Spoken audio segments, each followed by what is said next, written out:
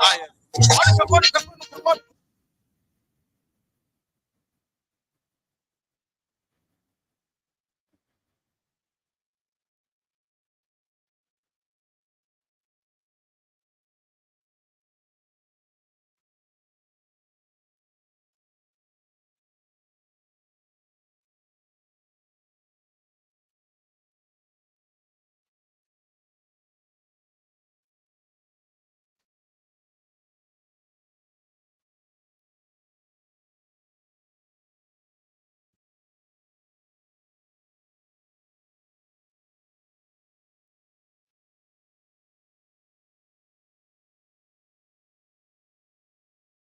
Yes, grand risings to one and all.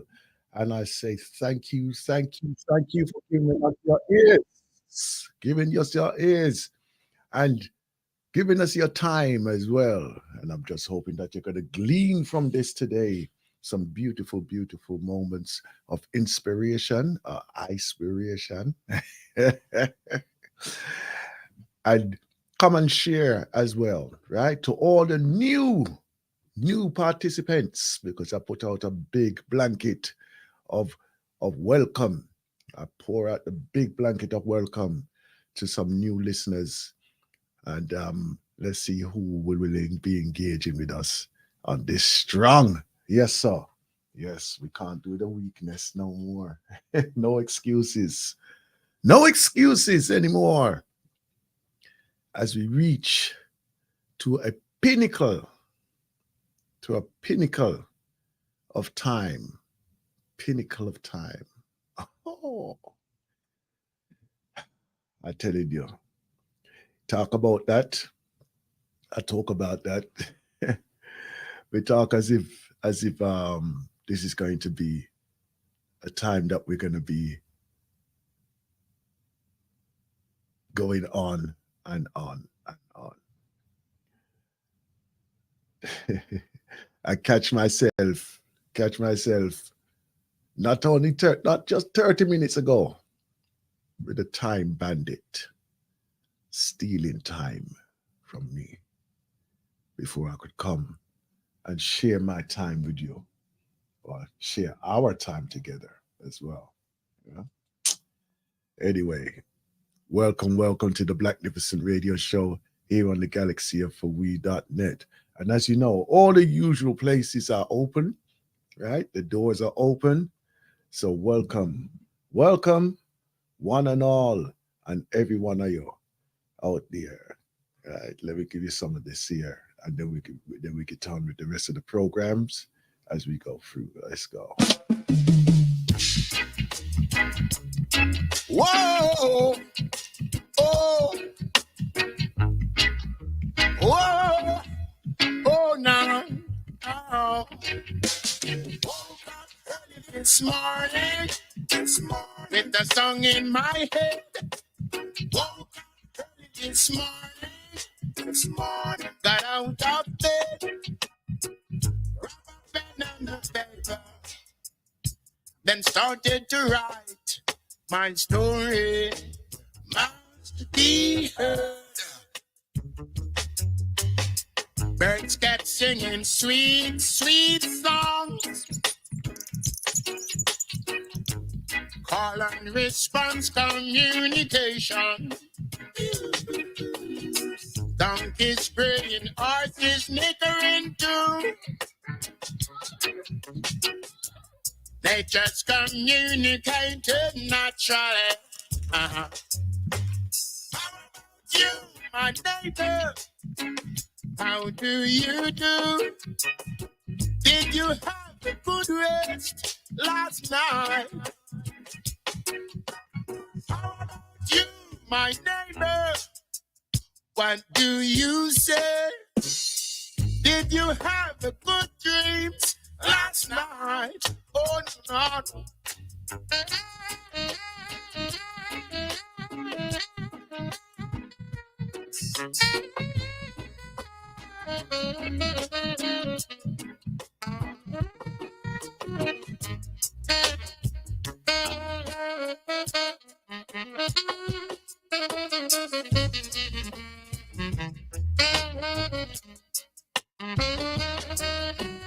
Good, good time this morning. This morning, still in my head. A good, good time this morning. This morning, are you still in bed? Put that smile on your face. Have a nice day. And give a little light to the people we meet. Oh, this morning, with a song in my head. Woke up early this morning, got out of bed, grab a pen and a paper, then started to write. My story must be heard. Oh, no, no, no, no, no, no, no, no, no, no, no, no, no, oh, no, no, whoa, whoa, whoa, whoa. Wake up early this morning. As we do, sunrise, we are up long before that. We're up really long before that because of the way how this planet is moving right now. We're into our winter time, right? For all those who are observant of this time of year, right? The winter solstice, in other words, the middle, right in the middle, the pinnacle of the sunshine. The sunshine, the winter, right? But what do? We give reverence to the energy forces, both the light and the dark, because both of them have their polar differences and they work in unison at all time. That is what makes our planet move. This is what makes our bodies move in its right way. Do not resist. Get to know. Get to understand. Balance yourself within the synchronicity of our existence. I'm telling you. let me just unload. Let me just unload right now. I picked up a piece of material that I have around my home, and as we do, we're continuously appraising and revisiting materials and works that we probably have engaged in over a period of time. It's not everything that you can retain at all times, but you would use it as a reference. You use points as a reference. And in my reference, I picked up a book on alchemy, right? The study of alchemy. And basically, it was just an introduction into the alchemy, the art of alchemy. And when you have knowledge, and you have that inner standing of progressiveness, enlightenment, and as I'm reading through some of the material, reacquainting myself with some of the works that was put into that book, Bessel, I find myself drifting off in my mind's eye. I was drifting off, and then I'm thinking of a new generation, the new generation, and how they would be impactful for their timeline, right? Because we all have our own timeline. We all have our moments of what we do, how we do. And listening as I was on Saturday to our sister, and she was talking of a similar journey to what I engage in.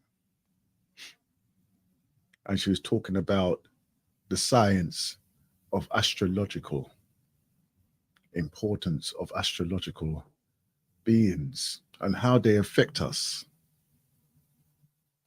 And I did. I called in. I called in, and she, what's going on here? This thing keeps cutting out, doesn't it?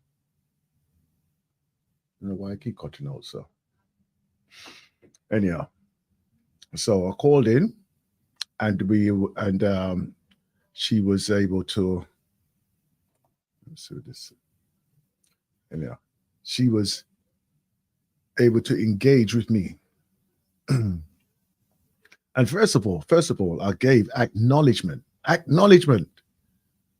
to a position in her realization and her studies as well. Last night, after the show that I finished here in the studio, I was just hanging around for a little while, balancing myself again. And the same sister came in. She came in, introduced myself, of course, and mutual introduction. And again, I had to reiterate the admiration of the journey that she's embarking on. And I mentioned this, and this is the point that I'm thinking. That there are some beautiful, beautiful people, both brothers and sisters, who are coming into the enlightenment of the time. They're coming into their enlightenment of their time. And it's not to say that they don't know. They're very aware. They're very aware of the tasks that they need to fulfill. They're very aware. And it's not to say that they can just do everything or they know how to do everything. But us, of the knowing, the mature knowing, we have to be a guide for them. We have to be a guide, not in the way of this is the way to do it. As you know, a true leader brings out the best, nurtures so that you are operating at your optimum.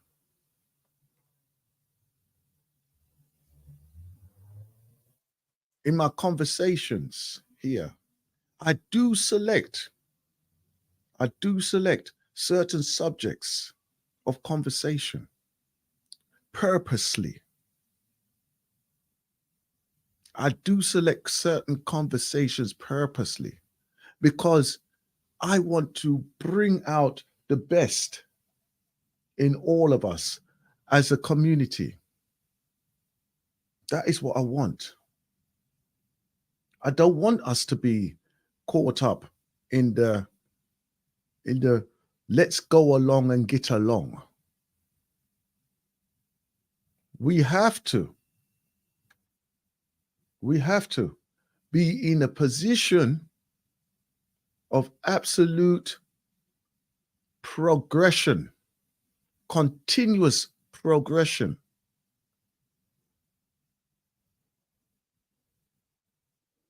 Some of us need to change our language of how we engage. We have to change our language of how we engage. Not only with others, but first of all, with ourselves.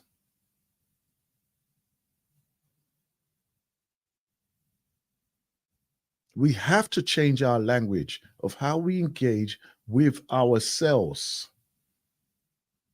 This is the why. This is why it is imperative that we take that journey of know thyself. Know thyself. Why do we need to do that? Mainly because there's a lot of us who wouldn't even recognize ourselves if we were passing each other in the street. In other words, you would not know the characteristics of another person who's emulating exactly who you are in the street.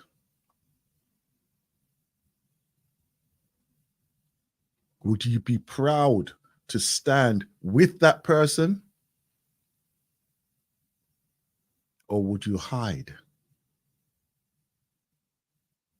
Would you ignore them? Avert your gaze? Yes, it's very important that we get to know ourselves. Time bandits. Time bandits. How many of us have wasted a lot of time? Hmm? How many of us have wasted a lot of time? Let me tell you something. A working day on average is what, 8 hours? Some cases, a working day for some of us is 12 hours. Right? 14 hours, 1 hour journey each way, 14 hours. That is a daily occurrence for many of us. Right? Some do it 5 days, and some do it as the 7 day. And yes, we still don't have time for ourselves. I'm going to give you a little tip here. And this is where I gained an extra day of time. Time bandits. This is where I gained an extra day of time. My time, say, was an 8 hour.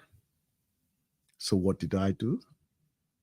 I got up earlier in the morning, 2 hours, with the distinct purpose of putting quality time to myself. To myself. So over a 7 day period, I am putting a whole day's effort into myself.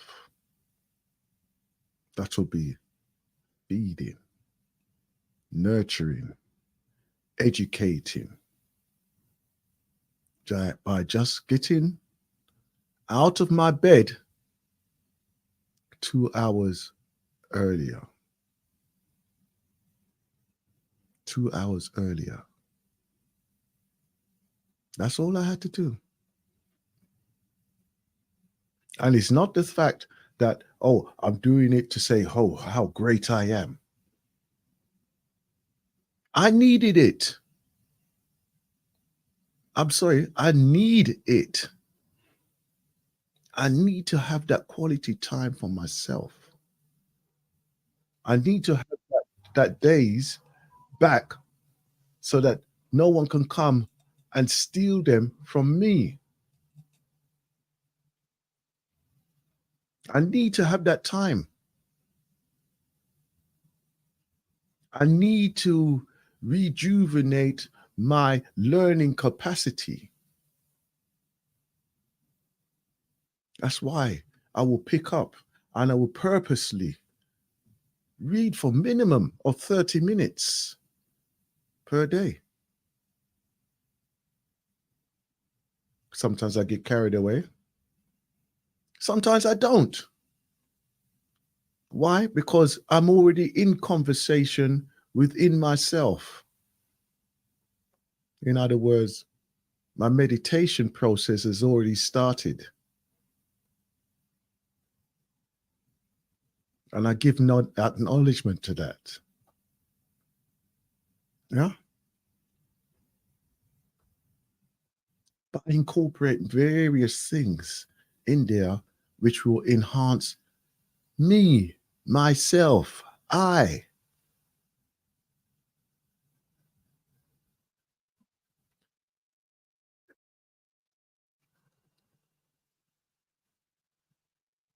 It doesn't mean that I dismiss all that is around me.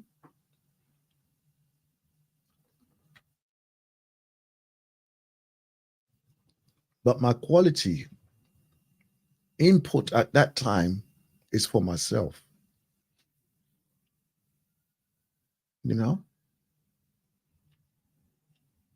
I could share, and I really do enjoy doing that. I share the process of what I'm going through. I'm taking that quality time to share the analysis that I'm actually processing. Because when you have your partner, and you rise and then you share things. Can you imagine that type of conversation, what you'll be having if you rise up,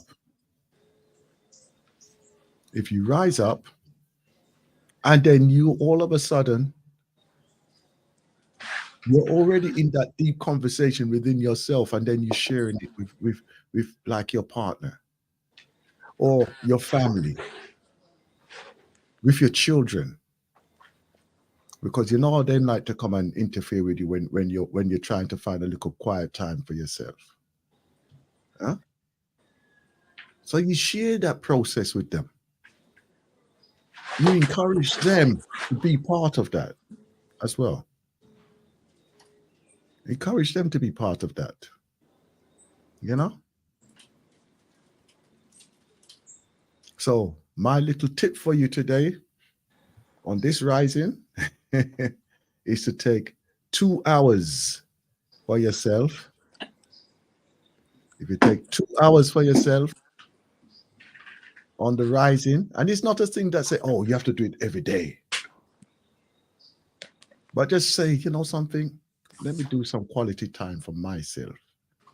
If you find yourself so busy that you don't have no time, let's take that 2 hours. If you're able to do it 7 days, that's 14 hours that you have for yourself. You know how much you can achieve in that time?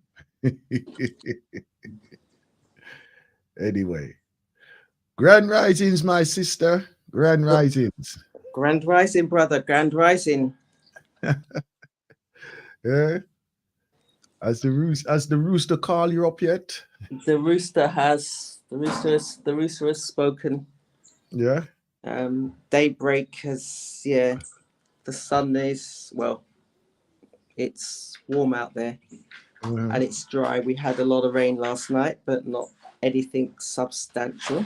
Nothing that was major. As in lot, it was hard for a little sporadic period, but nothing more than that. So it just washed down all the plant them. Yes. Gave the blessing and then left. So yeah.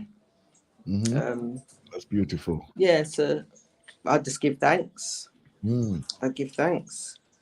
And I was picking up on your conversation. Why you fight the mosquito for? Leave him alone now. I'm going to need to sort out this mosquito, so I will come back to you. All right, then. I will come back to you. Get the destroyer for him. Okay, in the meantime, welcome, brother Desmond. Yes, rise up, brother Aston and sister Chandra. Yeah, man. Yeah, man. Yeah, give thanks for another day above ground still, you know. You know how we do. You know how we do, brother, man. It was a beautiful morning this morning. It was Uh-huh. where I was, the sky was quite orange and sort of orangey, Oh, oh. pink, and it was most glorious. Uh-uh. Because normally I said to my son Grand Rising, Mm. but I felt this morning was a bit glorious. Mm-hmm. So it was a glorious rising. That I stood by the window and just marvel at the sort of Mm. elements. That's it, man. That's it. Yeah. As life come back to life. Yes. Yeah, but my brethren, it's good to link up again, you know, Mm. because I always get a positive reasoning with you. As we do. As we do, my brother. Yeah, because sometimes you try to discuss topics with others, and once it becomes emotional Yeah, and yeah. defensive, Mm, mm, there's no longer any learning opportunity. mm. Listen. I've heard your engagements. I've heard your engagements, and you know the sad thing about this, right? And you know, respectfully for all those who do engage with you in this arena, right? Is that Hmm. unfortunately there's many of us who come with the emptied uh conclusion of what is going to be discussed at that time, Hmm. right? Now, as we enter any arena, I feel that this is the beauty of what I would say my process is. I entered that arena with no prejudging, right? Yeah, I know and an open mind, right, and an open ear, yeah, and yeah. but for many of us, right, we are always into that.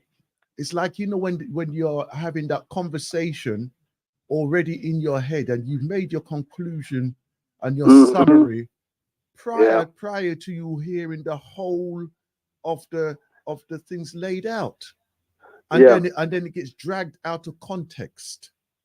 This is what I meant by being defensive, because Mm, you're not engaging, you're defending a position. It's as mm, if you're in a silo mm, mm. or a bunker, Yeah. and you're defending that position regardless. Mhm. But like saying that to say this, you know, I like the reasoning we often share, that sometimes I have to leave you for a little while, because we do get into the meat, as they say, of the matter. Mhm.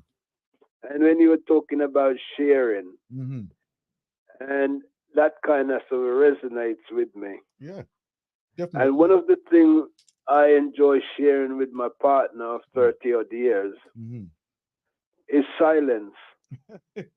Even that, let me tell you something. That's a powerful Not communication. even that, not even that. That is the crux of it. Mm.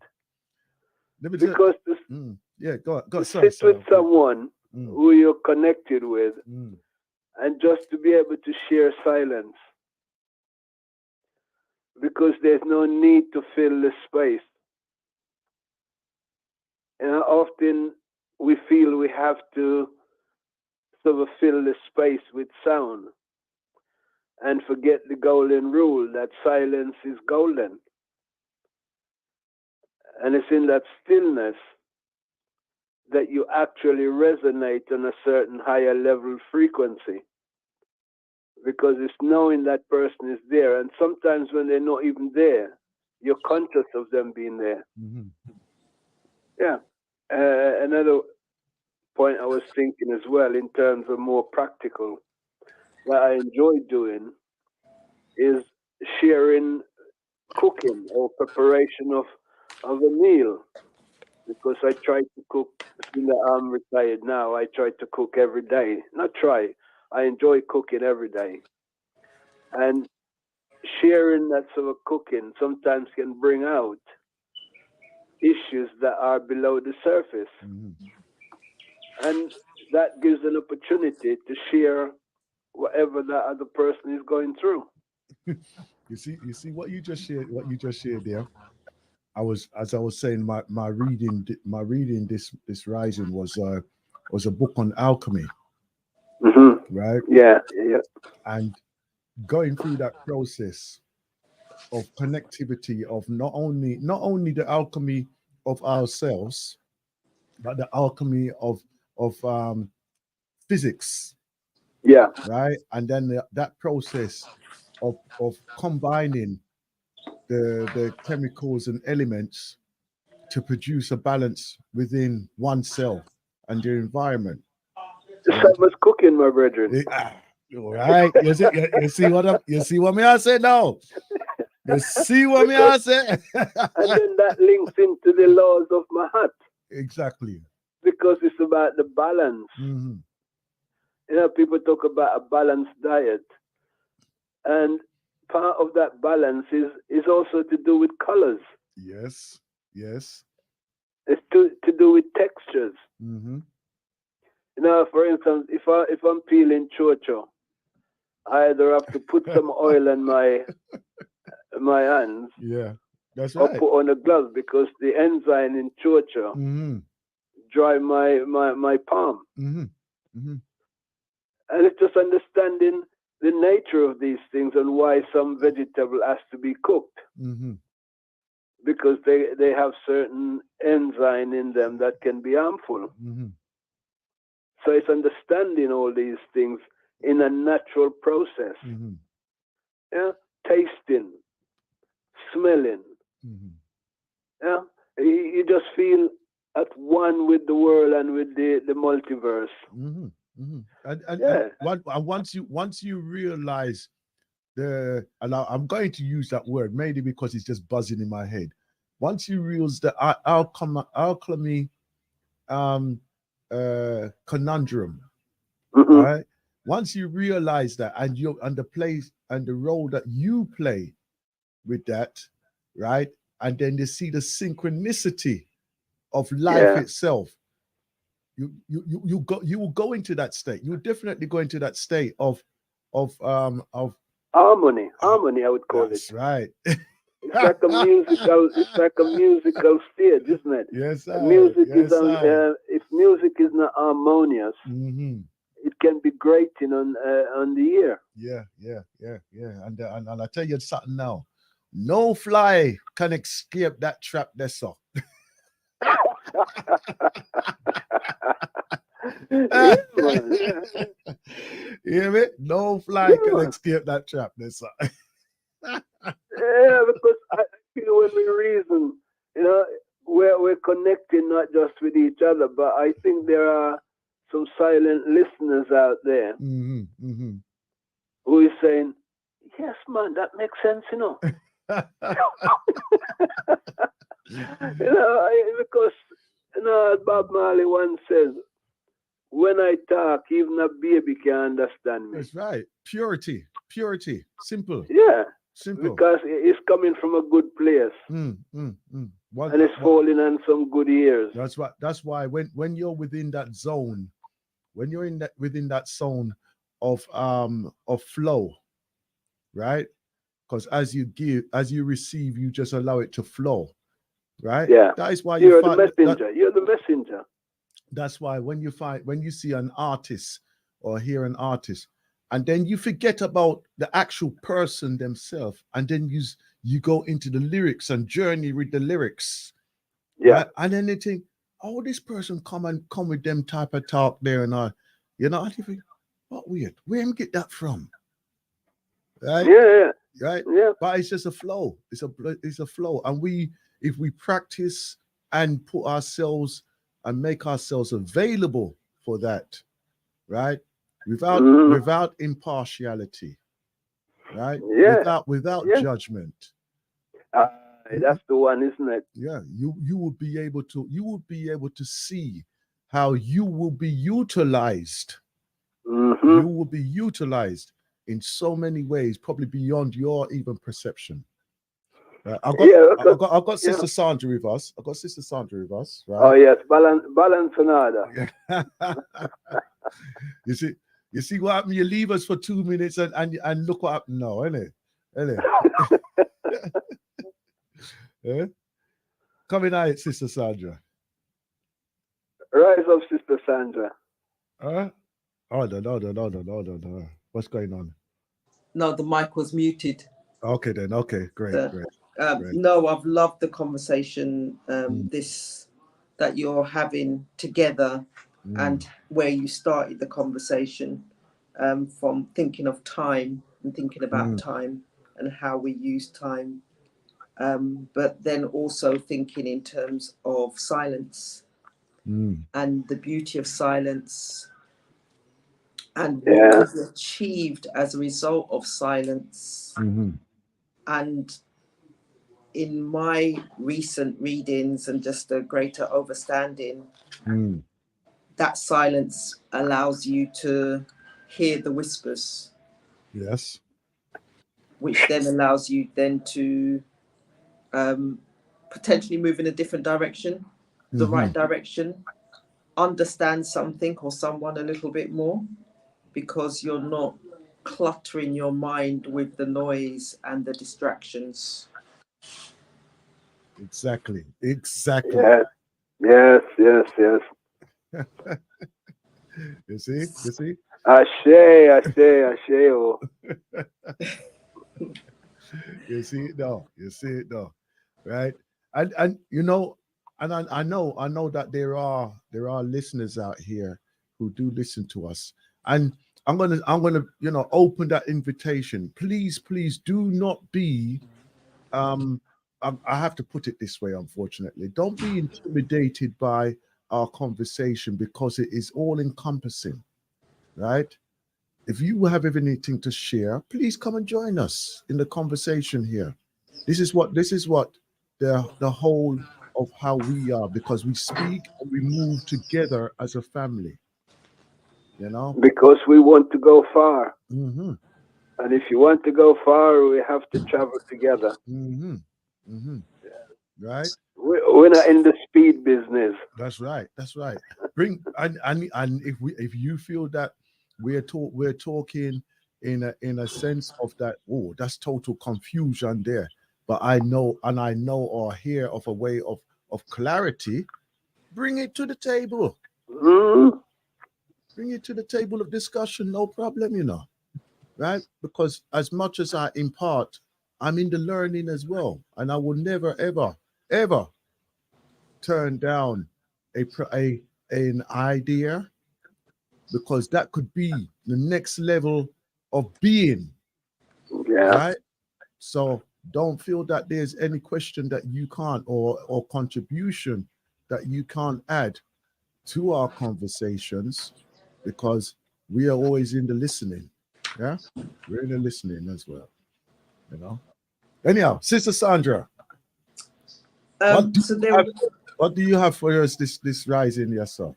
So I just want to, for me, from what you've said, there's a few links in terms of various laws. So there's like 7 laws of the mind. So one of them is law of relaxation, law of subconscious, law of giving, law of forgiveness, the law of growth. Yeah. So a lot of what you've said so far, and the discussion so far, link along those 7 laws, that if we are able to, or when we do tap into those laws, yes, our vibration will change. Our vibration can change. So what we're potentially shutting off at the moment, we will open our hearts and our arms, and the universe will say, you're ready. Here it is. And I'm thinking that in terms of I'm looking for something at the moment, and that's a Yeah. bit of a distraction. And that's one of the laws, that you can't have dual thought. So if you're thinking and you're on a negative plane, or you're in a negative space, A, is catching yourself and recognizing where you are, and B, then changing the narrative in your head. And one of the things you were speaking about earlier on was, what are we telling ourselves? So if the narrative in your head is continuously along the negative thoughts, then that's what you will become, and that's what you will attract. Whereas if you're changing the narrative in your head, you can then start to put yourself in a different space. The thing is, you know, start. yeah. One of the things, my sister, as you're speaking there, and as I was going through part of the alchemy book there, because I was able to speed read it, you know, photo read it. And, one of the points in there, what it highlighted was that all thoughts are pure, right? Our interpretation of it is if it works or it's not. But in most cases, when we say, oh, we're getting a negative thoughts, right? These are probably questions that need to be answered. Yeah. They may not serve us. But they still need to be resolved in one way or another. Yeah. So in that way there, I feel that if we look at these things, I know that many of us say, boy, I don't want no negativity around me. But out of those negativities, right, there could be a solution. And it's not that you are immersing yourself into it, right? Because some of it is destructive. Some of the negative paths are destructive. And then it's how we allow that to land with us or sit with us, right? Or do we even take action upon it as well, right? But obviously, there is a path of our morality and our standards of what we live within and live by that probably doesn't incorporate their negativity or those negative thoughts in that process. Yeah. And just like life, you have the positive and the negative, right? To make things move in that way. Because if it was positive all the time, right? There would be just a stagnation. We'd just be spinning in a circle. But we wouldn't be making any progress as such in that way. Yeah. So my understanding or overstanding, when you say in terms of a negative, say that again. Right. The negative is probably a question that needs to be answered. Right? Because if it's something that keeps coming, say, into your mind all the time, right? It's probably something that needs to be answered or addressed, or even to be viewed and to be resolved even. Yeah. Okay. So yeah. So I understand. Yeah. Or understand what you mean in relation to that.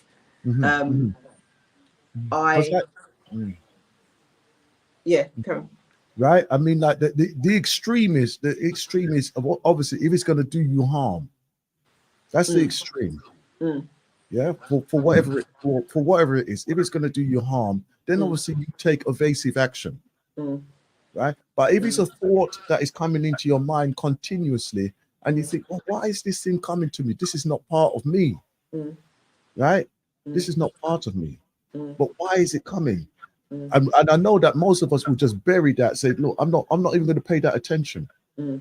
But the fact is that us burying it doesn't let it go away. All you've done is just push it in the corner. It still exists. Yeah? Mm. So we should be looking into those things that are coming to us or being presented to us, right? Probably from an outside entity like another person, right? Right? And say, well, boy, look, let me address this thing here. And we shouldn't have the fear. We shouldn't have that fear factor around the negativity as what many of us do. Yeah. So I'm not sure whether or not the words, from my understanding of negativity. So I would say, and of late, I've learned to recognize that or appreciate sometimes when the thoughts keep coming back to you. Yes, right. And you're doing the pushing it away. There is a need to, like you say, accept the thought for what it is. There you go. Invite it in. There you go. To the conscious rather than the subconscious. Yes, but have that conversation. Contribute a little. Yeah, go for, sorry. Go ahead, brother Desmond. Yeah. No, don't be sorry. No, it's I was just listening to what you're saying there, and it just brought me back to the principle of Mahat. Yeah. And I try to exercise my daily life in the principle of Mahat. And this is why I reject extremist position in anything. So if someone is avoiding negativity, then that is a warning to me, because there is opposite and equal. That's right. Okay. And you cannot avoid that where there are good, there are potential harm. Okay. And so we have to be conscious. So, for example, you'd find that in a lot of organizations, they would use what they call a SWOT analysis. Yes. Yeah. And Strengths, they incorporate weakness, opportunity, threats. and threat. Yeah. That's right. Now, that is embracing. It's like saying, well, actually, you should repeat that analogy again, please. strength, weakness, opportunity, threat. That's right. So that is merely taken. This is how they have taken our concept and remodeled them into their own level of understanding. But if we go in terms of Sankofa, go back to the root, we can then come forward and deliver it or interpret it firstly, and then deliver it in a language that our people can understand. That's right. So we should. Yeah, we need to practice that on regular. We need to do that regularly, because when we break down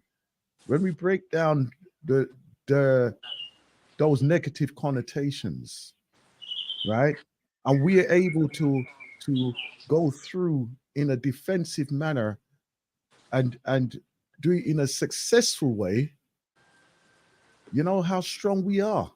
Yeah, it's incorporating. It's like saying if a commander is going to be attacking a position, they have to do an analysis in terms of how many casualties can we maintain or can we sustain. I mean, what would be the advantage of doing this instead of doing that? Yeah. And some of them call it the pros and cons. So when a person in any sense is either too negative or too positive, it makes me wary. Because I know something is out of kilter, as they would say. Yeah. So this is where the principle of Mahat, and in terms of Sister Sandra was making reference to the law. So the law is a decline from principles. So, but it can also be a step up to principle. So we can use the law to guide us, because when we fell from the path, laws laws had to be created to keep us in order. Mm. But as you move up from the law and raise to a higher standard, you become above the law because you're now living by principle. Some Christian would call it living by grace. Yeah. So it's raising, it's continually raising our frequency. Mm. So we're more in harmony with ourselves and with our surroundings. Yeah. And by being in order and balance, we can be just and honest. Yeah.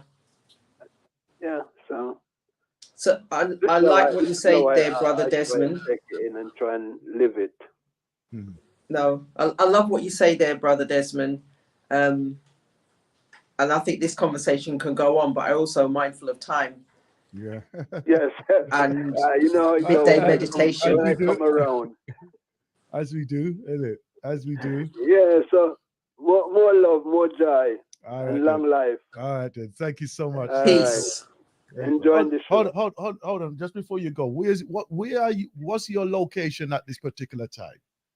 I'm up in the country of Bedford, in the Shire counties. Oh, the Shire countries. Up in the sticks, man. You know me, a countryman from time. You know, I like city life. Oh, the country livings. Yeah, I'm looking out my window and I can see some kind of orangey copper leaves. Yeah. My apple tree is now going back to sleep because it produced some good crop this year. Yeah. And the leaves are turning and falling. Yeah. And you can see that autumn is in the air, but luckily today the sun is shining. Yeah, man. Okay. Beautiful. Yeah, so I'm embracing the autumn. All right then. But we're not in the Thanksgiving. Yeah.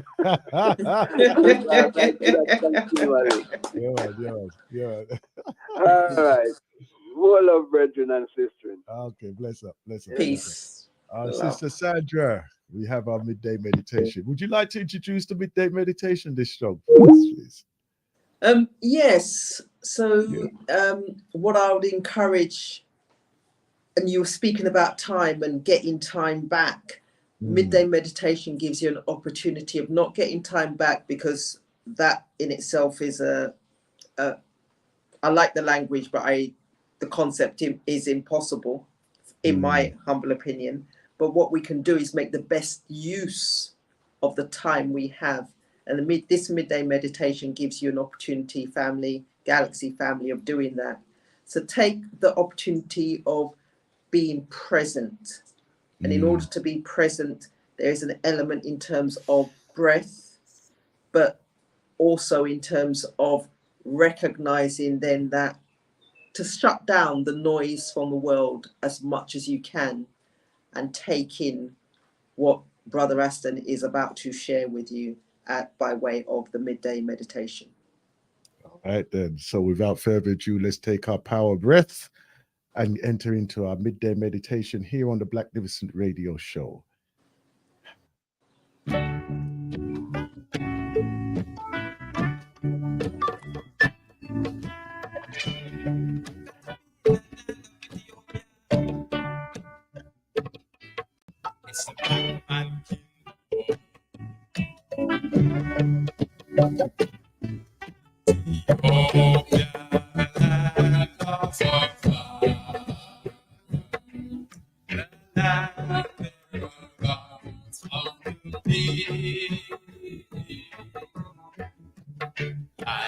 Peace to I swiftly gather. Your children are gathered to thee. With red, gold, and green floating o'er us, and our ember to shield us from wrong. With our hope and our future before us, we hail and we chant and we sing. Let our King lead us high, who keeps Ethiopia free, and to advance with truth and right, To advance in love and light, with righteousness leading, we live to God and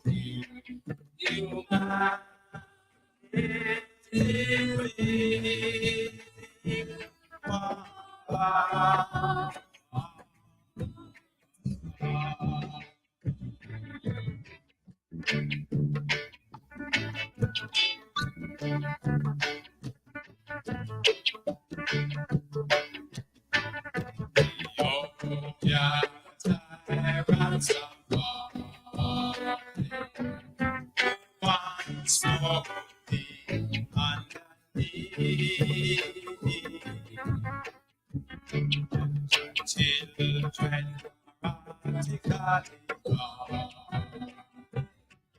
from over the sea. Oh, God, great white us. He has come to protect us from wrong. Send his holy angels guide us and to protect us in this dance of God's life. Who heals the all free, find to advance, children rise to advance, with love, light, with right. God's leading, we hail to our God, united,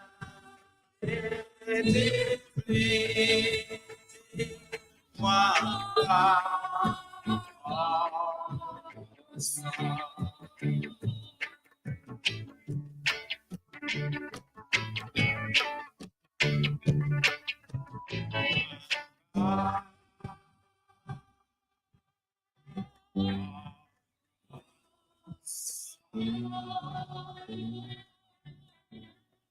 Yes, you're in tune to the midday meditation here on the galaxyofwe.net.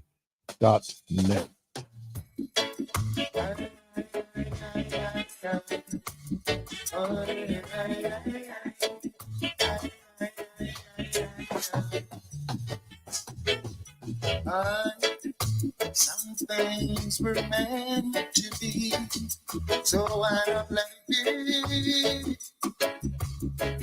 And stop worrying about it. Long as we know what's in our hearts, we know we're in a thought. Hey, no reason for concern. No, we're gonna say a lot of things about us. Said you know that the love is not a sin, but you worry what the people say when they see me with you, and wonder what the crowd would say when they find us together. It's wonder what the people say when they know we're in love. Wonder what the crowd would say.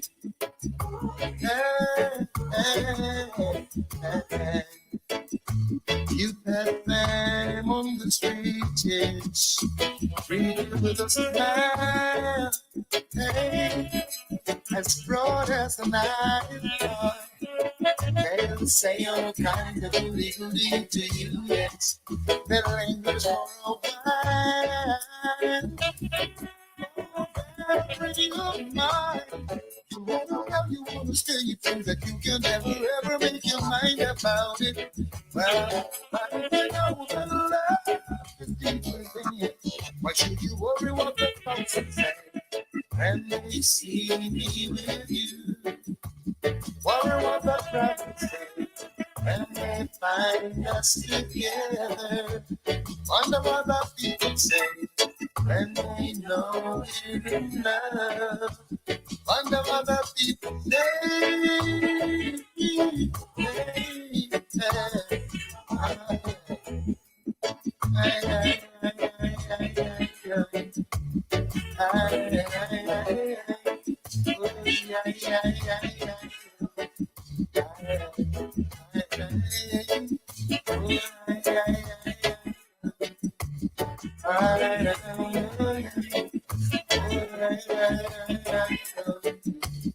Wonder what the people say when they see me with you. And you wonder what the people say when they find us together. Worry what the people say when they know we're in love. You wonder what the people say. Yeah, yeah. Some things were meant to be, so I let it be. Hey. And stop worrying about what, long as we know what's in our heart, and we know each other's thoughts. Hey, no reason for concern. Letting the power of the breath, letting the power of the breath guide you into your state of trance and receptivity. Oh,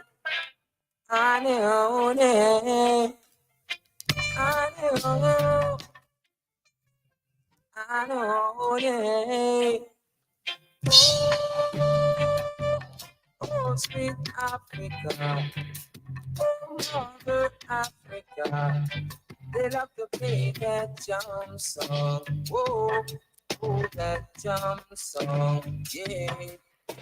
They play it with sweet melody, even the birds are singing in the trees. I love to smoke my sensei, cause it makes I feel irie. Oh yeah, oh yeah, oh yeah. Oh, sweet Africa, Mother Africa, they love to play that jump song. Oh well, oh that jump song, yeah. Under the banner of a red, gold, and green, where the living is cool and clean. I don't care about the rumors that they are spreading. I wanna see the face of the emperor over in Africa. Yeah, I know that. I know that.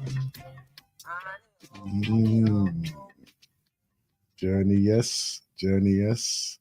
Let it happen for you.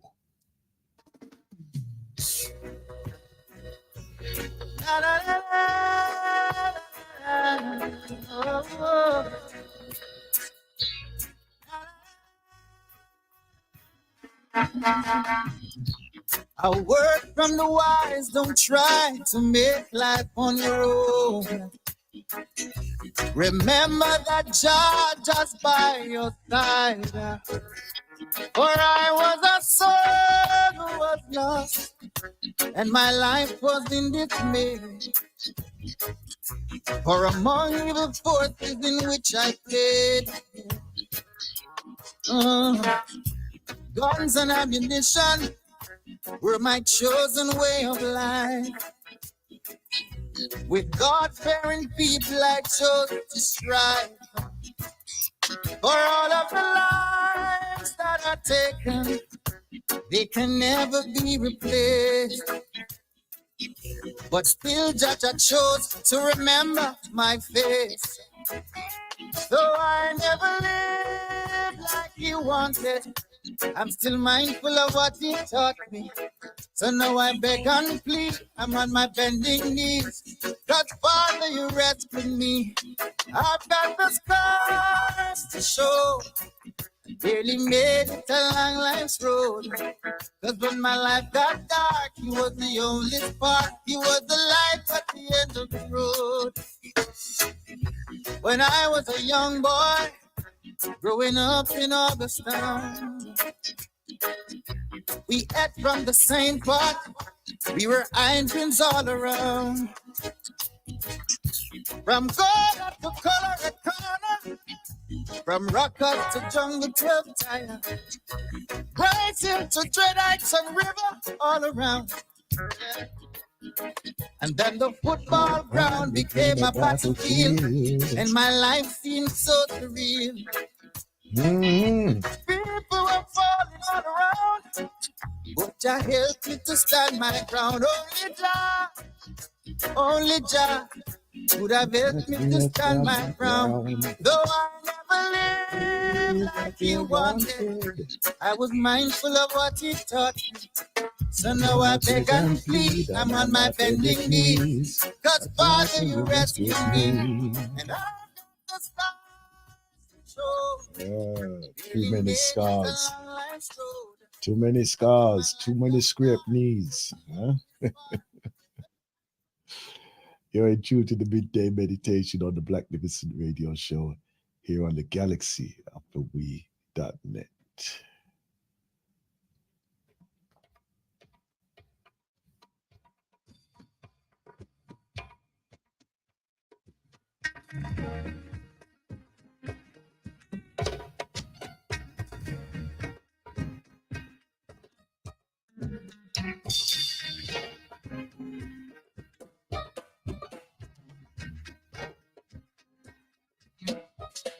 He's gonna wait till the midnight hour, and then he'll steal all their hearts away. He's gonna wait till the midnight hour, and then he'll take all their hearts away. For the midnight hour, midnight hour, midnight hour, midnight hour. Watch and pray. Watch and pray for the midnight hour. We're gonna wait till the midnight hour, and then we'll steal all their hearts away. We're gonna wait till the midnight hour, and then we'll take all their hearts away. For it's the midnight hour.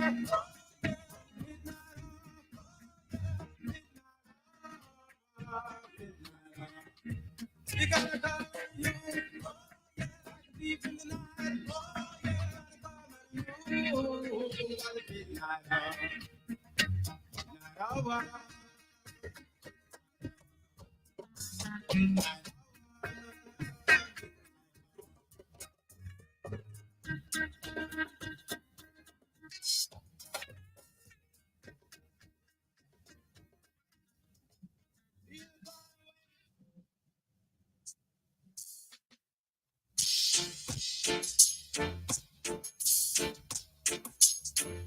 Yeah, yeah, yeah. It's your girl. I seen heaven. See her.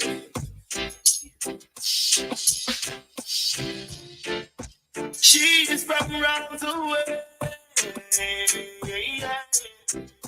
I see her every day. I love to see her smile. I love her sexy style. We were face to face.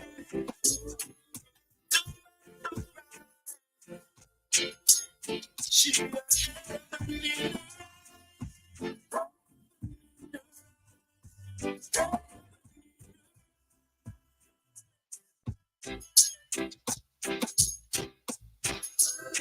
I was all alive.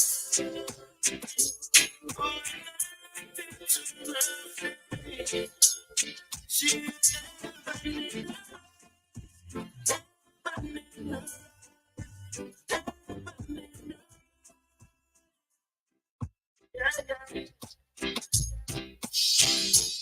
Now I've seen what there's to see. I know who I wanna be. Yes, I have a dream. She made it clear to me. Some people will go, some people will stay.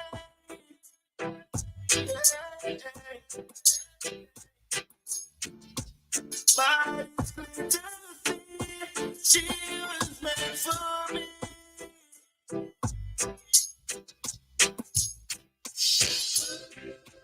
We were face to face, to surprise. Heaven in yeah.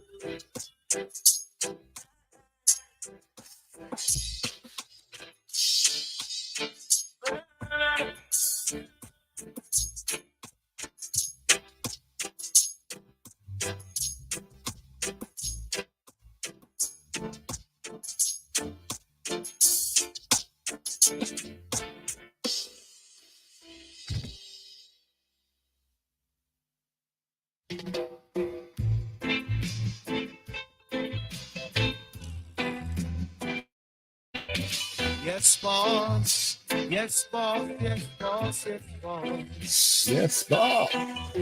Police in helicopter. Policemen in the streets, searching for Halloween. Soldiers in the field, burning the Halloween. But if you continue to burn up the herbs, we gonna burn down the cane fields. If you continue to burn up the herbs, we gonna burn down the cane fields. Soldier in the herb field, burning the Halloween. Police in helicopter, a search for marijuana. Policemen in the streets, searching for Halloween. But if you continue to burn up the herbs, we gonna burn down the cane field. If you continue to burn up the herbs, we gonna burn down the cane field.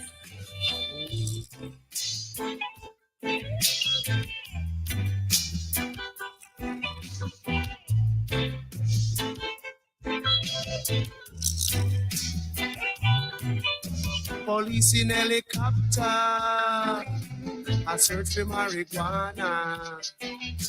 Policemen in the street, searching for Halloween.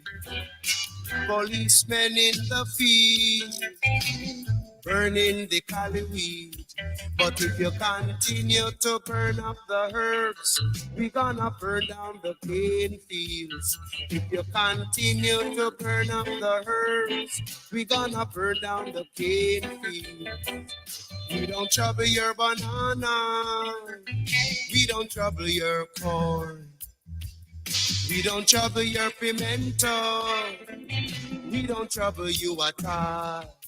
So if you continue to burn up the herb, we gonna burn down the cane fields. If you continue to burn up the herbs, we gonna burn down the cane fields. If you continue to burn up the herbs, we gonna burn down the cane fields. If you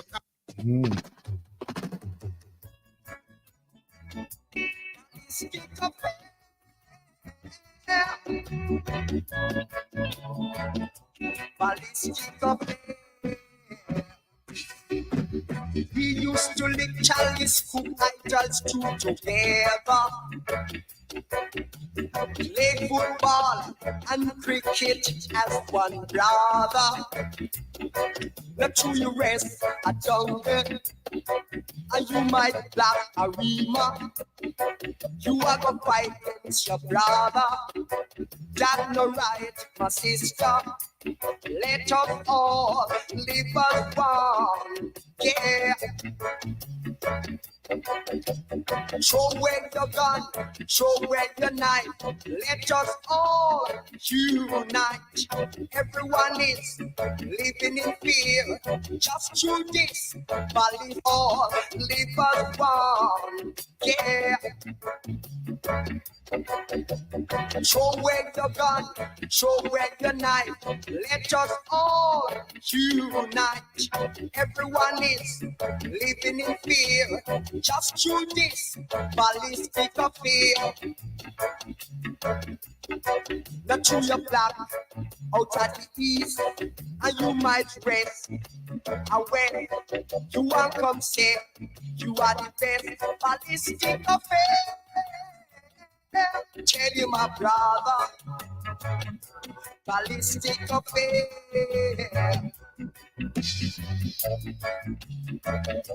Ballistic affair. Tell you, my sister, ballistic affair. Show where your gun, show where your knife. Let us all unite. Everyone is living in fear. Just through this ballistic affair. Not through your black, out at the east, and you might rest a west. You are come say you are the best ballistic affair. Tell you, my brother, ballistic affair.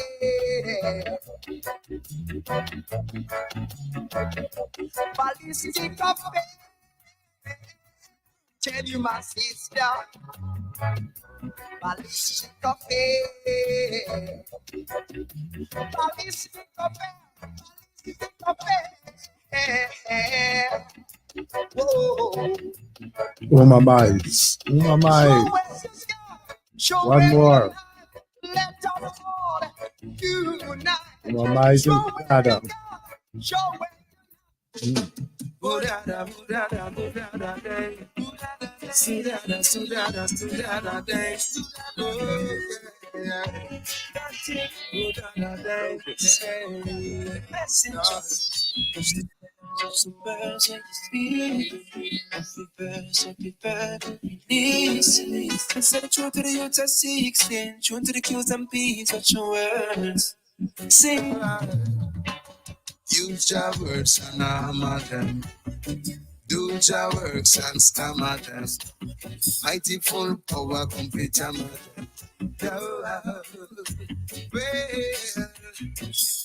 Some think that the world is all there is.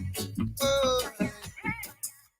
But what about the power that exists within? To the youth of 16, tune to the cues and beats, watch your words. Sing. Use your words and hammer them. Do your works and stammer them. Mighty full power, complete your mother. Don't think that the world is all there is. Oh. But what about the power that exists within? My theory is that it's within you and me. Then all the things you can see. Listen to your messenger, it's giving you this words of prophecy. Use your words and hammer them. Use your works and stammer them. Use up your lyrics and grammar them. Words sound and power complete time at them. Hey, use your words and hammer them. Use your words and stammer them. Use up good lyrics and grammar them. Lord, I'm a shepherd, I don't see no weapons, them on, don't see them recognize. Not every letter I found, been a protect my life. That's why I prefer right songs as words. Sing, all them I make a hit. I'm gonna separate lines, rise up the letter K. I'm gonna make it square wide, I'm gonna get away. None of them letter great like the word. Sing. Them don't know a fraction. Speak for action and all of them girls them from them feel the reaction. Scream it out to the past, stop burn them lamb, them claim them a bad man. Up that book, in them a page and them names still wrong. Put away from God's strong, yeah. And it's an ancient man. The message I send them. Person can't mend them wrong. But bless them again then. But me see it don't make sense, cause them can't form sentence. But still I get sentenced, but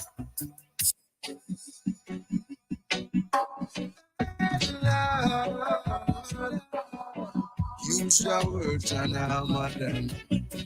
Do your works and stammer them. Work sound and power complete jammer them. Use your words and hammer them. Do your works and stammer them. Use up good lyrics and grammar them.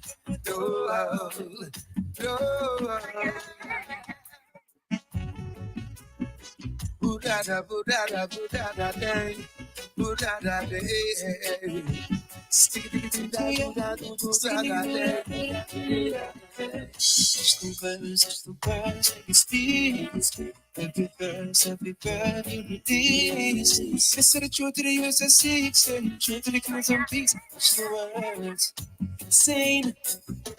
The word is much mightier than the sword, and the tongue much more than the gun. So link them with word power and sound. Well, use your words and hammer them. Do your works and stammer them. Word sound and power complete jammer them. Use your words and hammer them.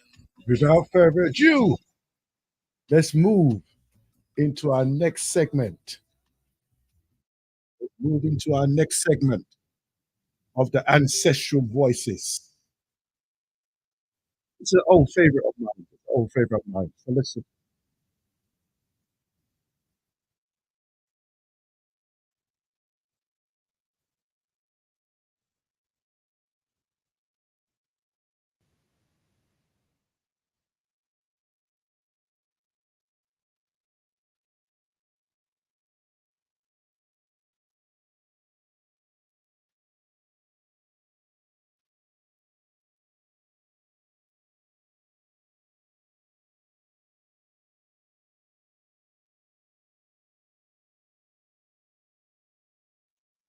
Mhm.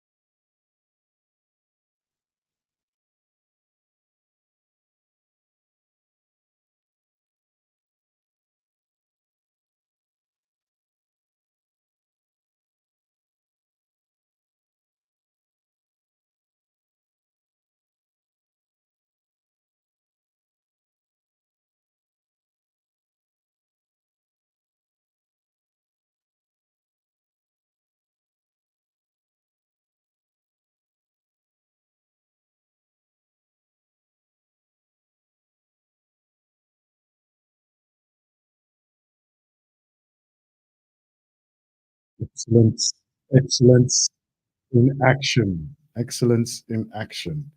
I have to, I have to. Not yet, not yet, Marcus. Where did it? Anyway, ah dear. Right. Can you hear me, my sister? Okay, great, great, great. Yes, excellence in action. That's a clip I had played it a few months ago actually, and it's basically just talking about confidence, where and how the process of confidence come from, and very appropriately with in coinciding with our morning opening segment there, clearing morning clearing.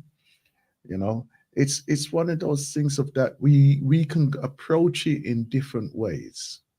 We can approach this in different ways, right? Greetings, my sister. Welcome back. Greetings, greetings, Brother uh, Aston. Greetings, family.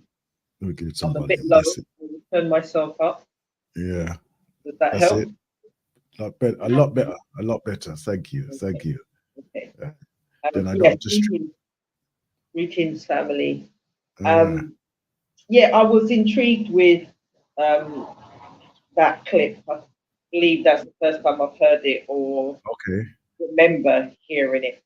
Hmm. Um, and it's just that the thing that's just jumped out at me was she spoke about the three ways, so that means that's permission. So I understand to some Mm, degree the permission, and that's for you to give to yourself.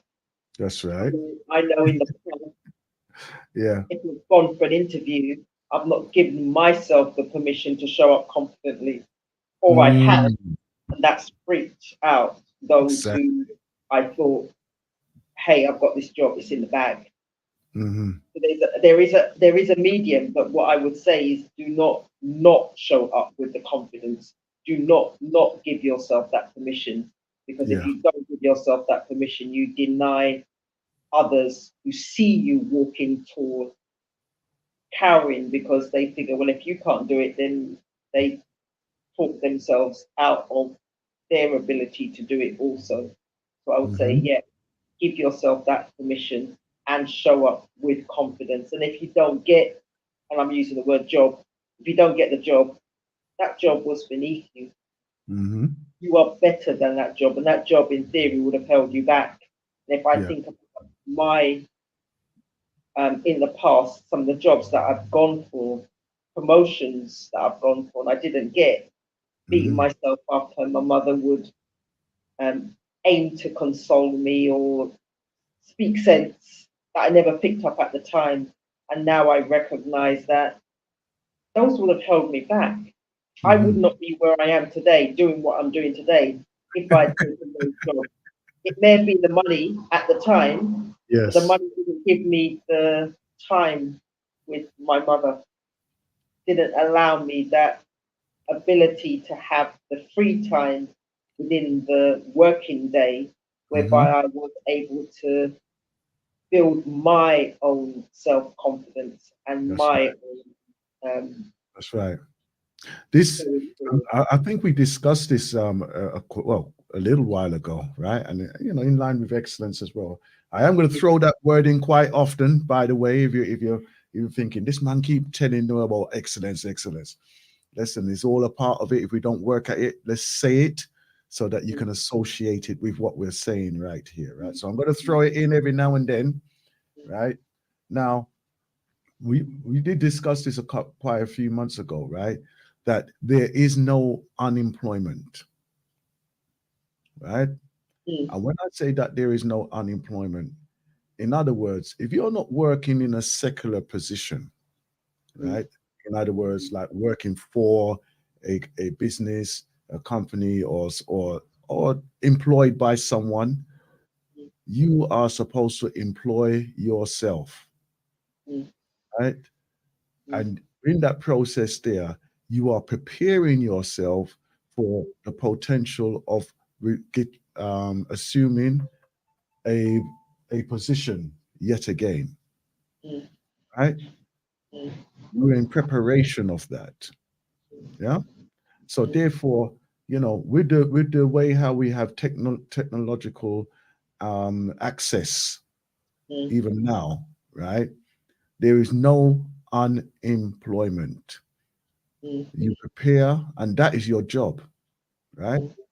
I think I have relayed this before, that I had a friend who was unemployed. He became unemployed, and he was on contractual work, right? And it happened very all of a sudden type of thing, you know.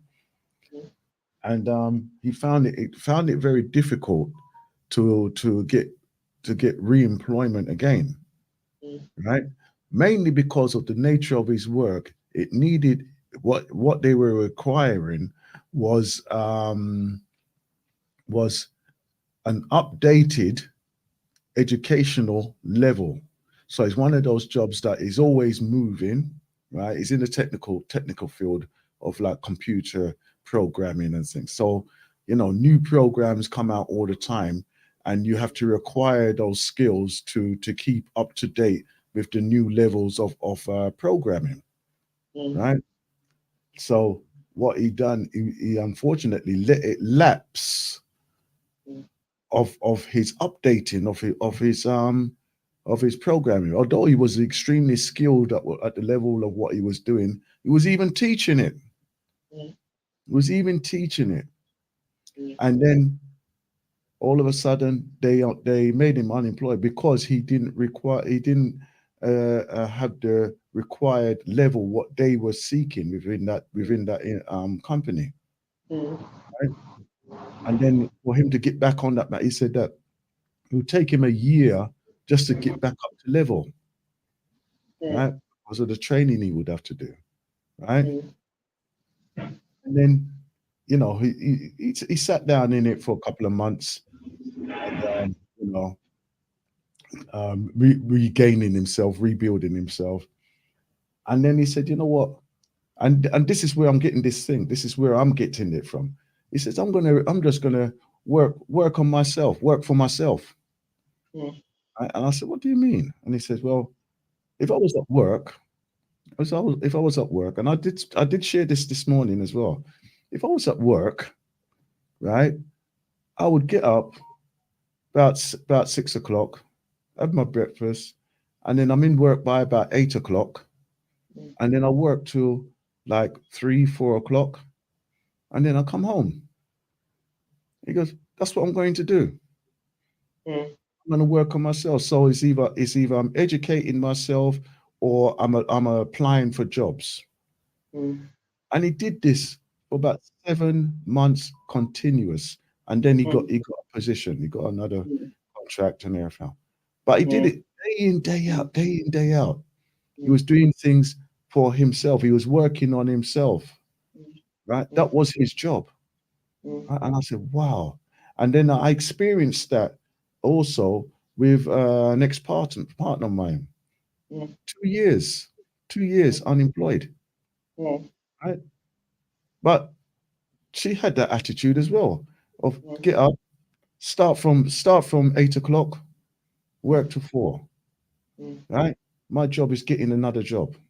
And I thought, wow, you know, and this is the admiration, is that you are never out of work. You're never out of work. It's only some of us allow ourselves to have that mentality, that mindset of, wow, this is where I'm at. And then we sit within it. Not looking at, as you just rightly said, the advantages of the time that you can have, and quality time for yourself.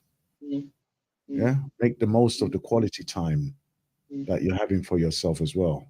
Yeah, I think a lot of people came to that realization over the COVID period, because they said, "Whoa, hold on, wait a minute. You mean it's daylight where I live?"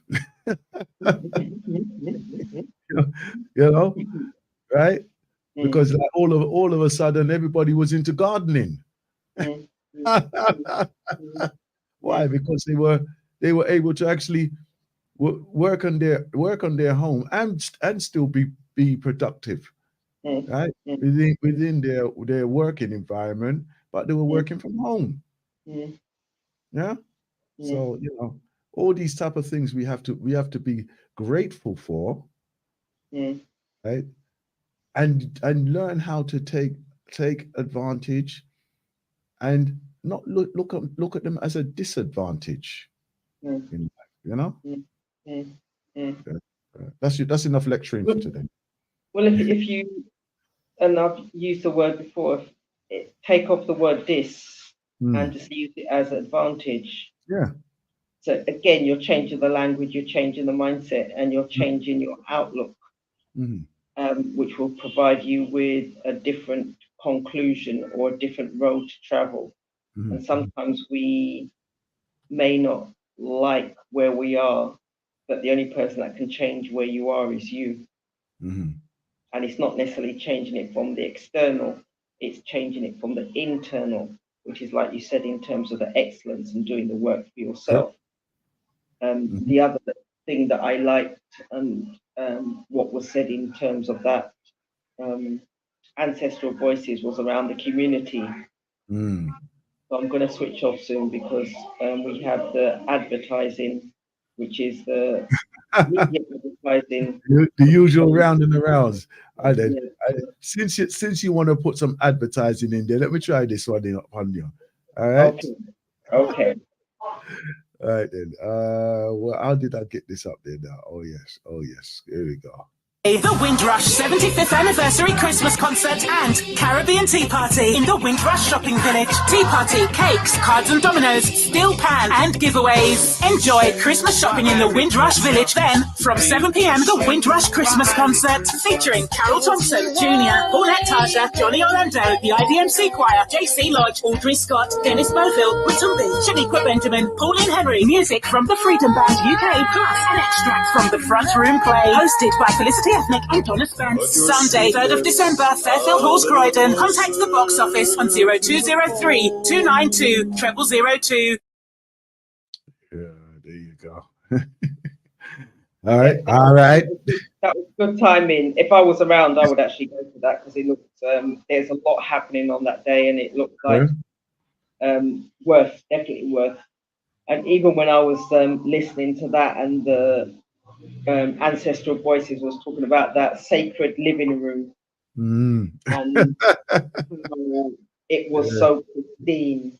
And I think when I speak for myself and the family that I had and friends, we all had that sacred living room that as children we wanted to go ramping, but we didn't have we weren't allowed. It was the special place for big people on certain times, certain occasions.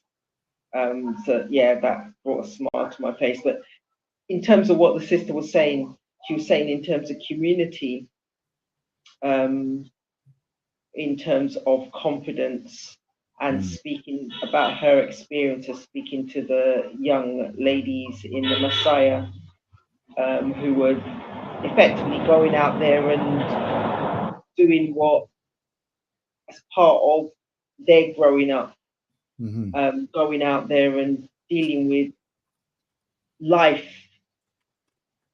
that can be seen as frightening and or dangerous and or how would you really want to put yourself in the path of what surrounds you. And it's just the fact that she said she could gain strength from her sisters. So it was around the community and the safe within that confidence of having those around you. And even Brother Desmond had mentioned it earlier on when he was speaking about Mahat and the community, or the coming together provides you with that opportunity to, there's that strength. It's almost like that one piece of string in itself is weak, but you entwine it with other pieces of string, you've got a piece of rope that no man can break unless they're going to use a sharp implement, but they can't pull it apart, they can't destroy. as easily as they can pull apart one piece of string. So I love that concept in terms of community. And I know that, again, Brother Desmond was saying, well, from the hut, we've lost some of the learning and the teaching that has been rewritten in modern day, and I'll put that in quotes, language. So if I'm using modern day language, I would use the word mastermind.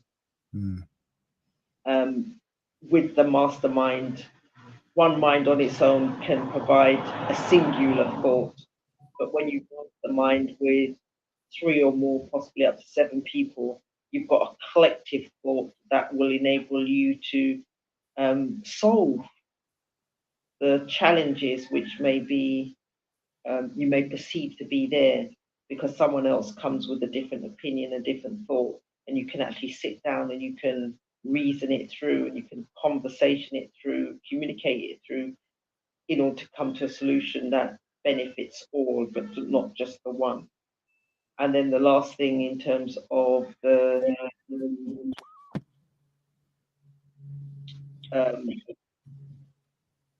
what was it? There was 3 things that she said. I didn't write down the last one, but I did enjoy it because it was all around confidence, and like you say, it's around it brings in that excellence. What That's are you right. doing? Yeah. Because the thing is, we have to notice and recognize these messages, right, and how it's portrayed as well. Don't just say, oh well, I know what that means, but you're not seeing the practicality of it. You're not even participating in the practicality and the application of it. Right.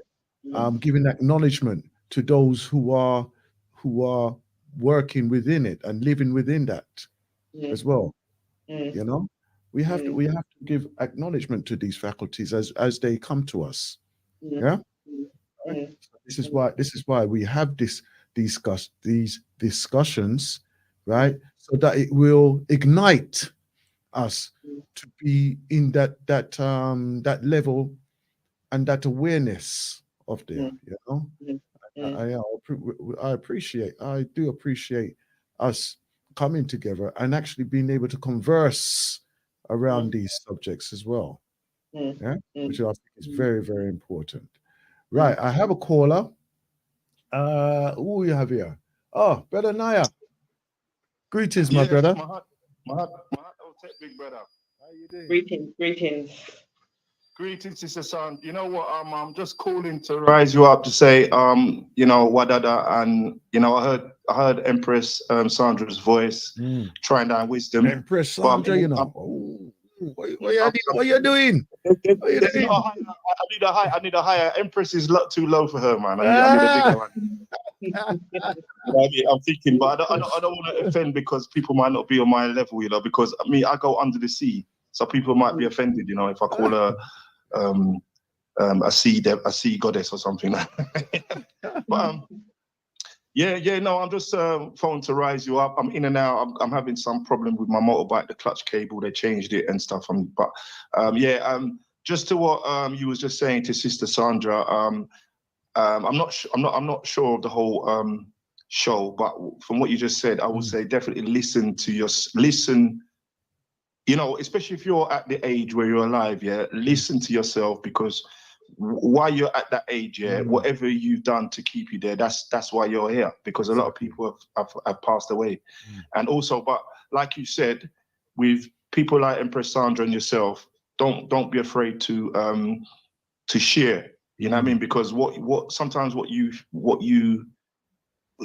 sharing it amongst other people, they give you things what you might not be open to. You understand? So that's been my problem, you know what I mean? Where my support circle has dropped off small. So the things that I'm sharing it amongst myself, really, but I cannot rub it onto. I cannot just fling it onto other people to see what they think. So that's why even Galaxy have been a great help, because the circle. Extremely therapeutic, isn't it? Yeah, of course. So I'm just echoing what you said. Like, when you do think of, bounce it off other people, like, people like not no stupid people, you know what I mean? Because you know, no, but even the stupid people, you know, you can. It's not about stupid.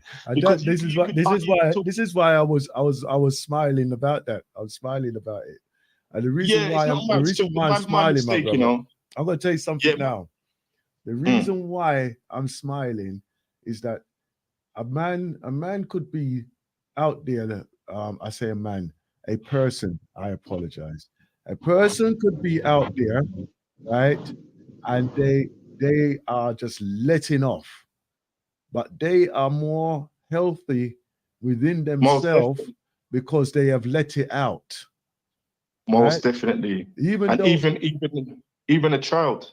Yes. You know, right? even a child. When they're running their tantrums and boy, I can't do this, or I don't want to do this, you know.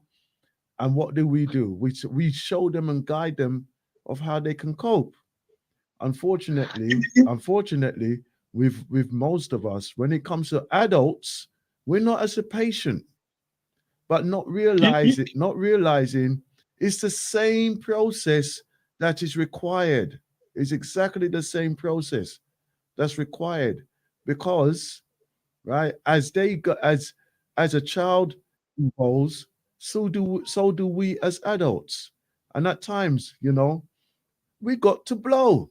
We have, you know, we have to blow sometimes, right? You know what, Brother Aston, yeah? I don't want to ask Sister Sandra. Do you see, that's a good point. I was going to ask Sister Sandra, in Jamaica, do you see children having tantrums?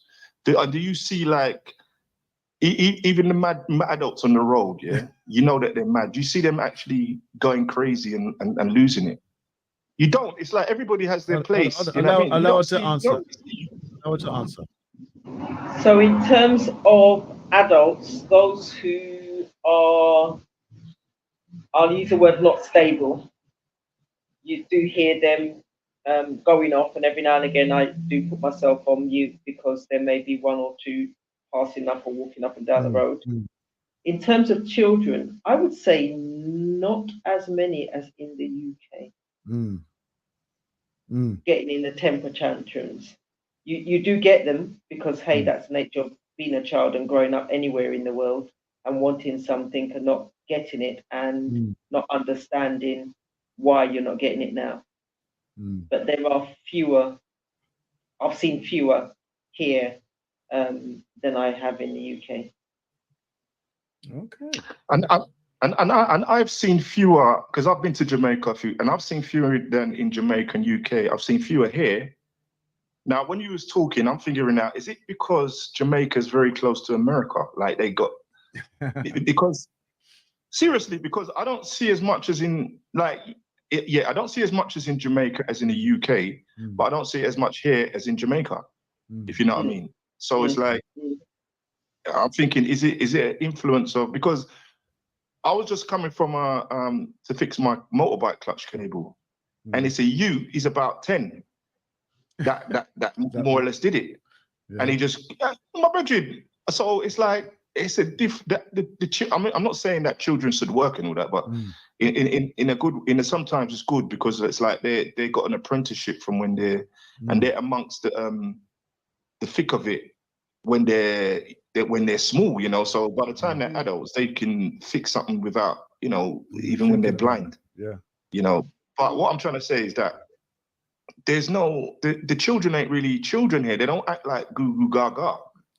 You know, I remember when I went to Jamaica first, right? And some youths come up to me, yeah, we are saying mister.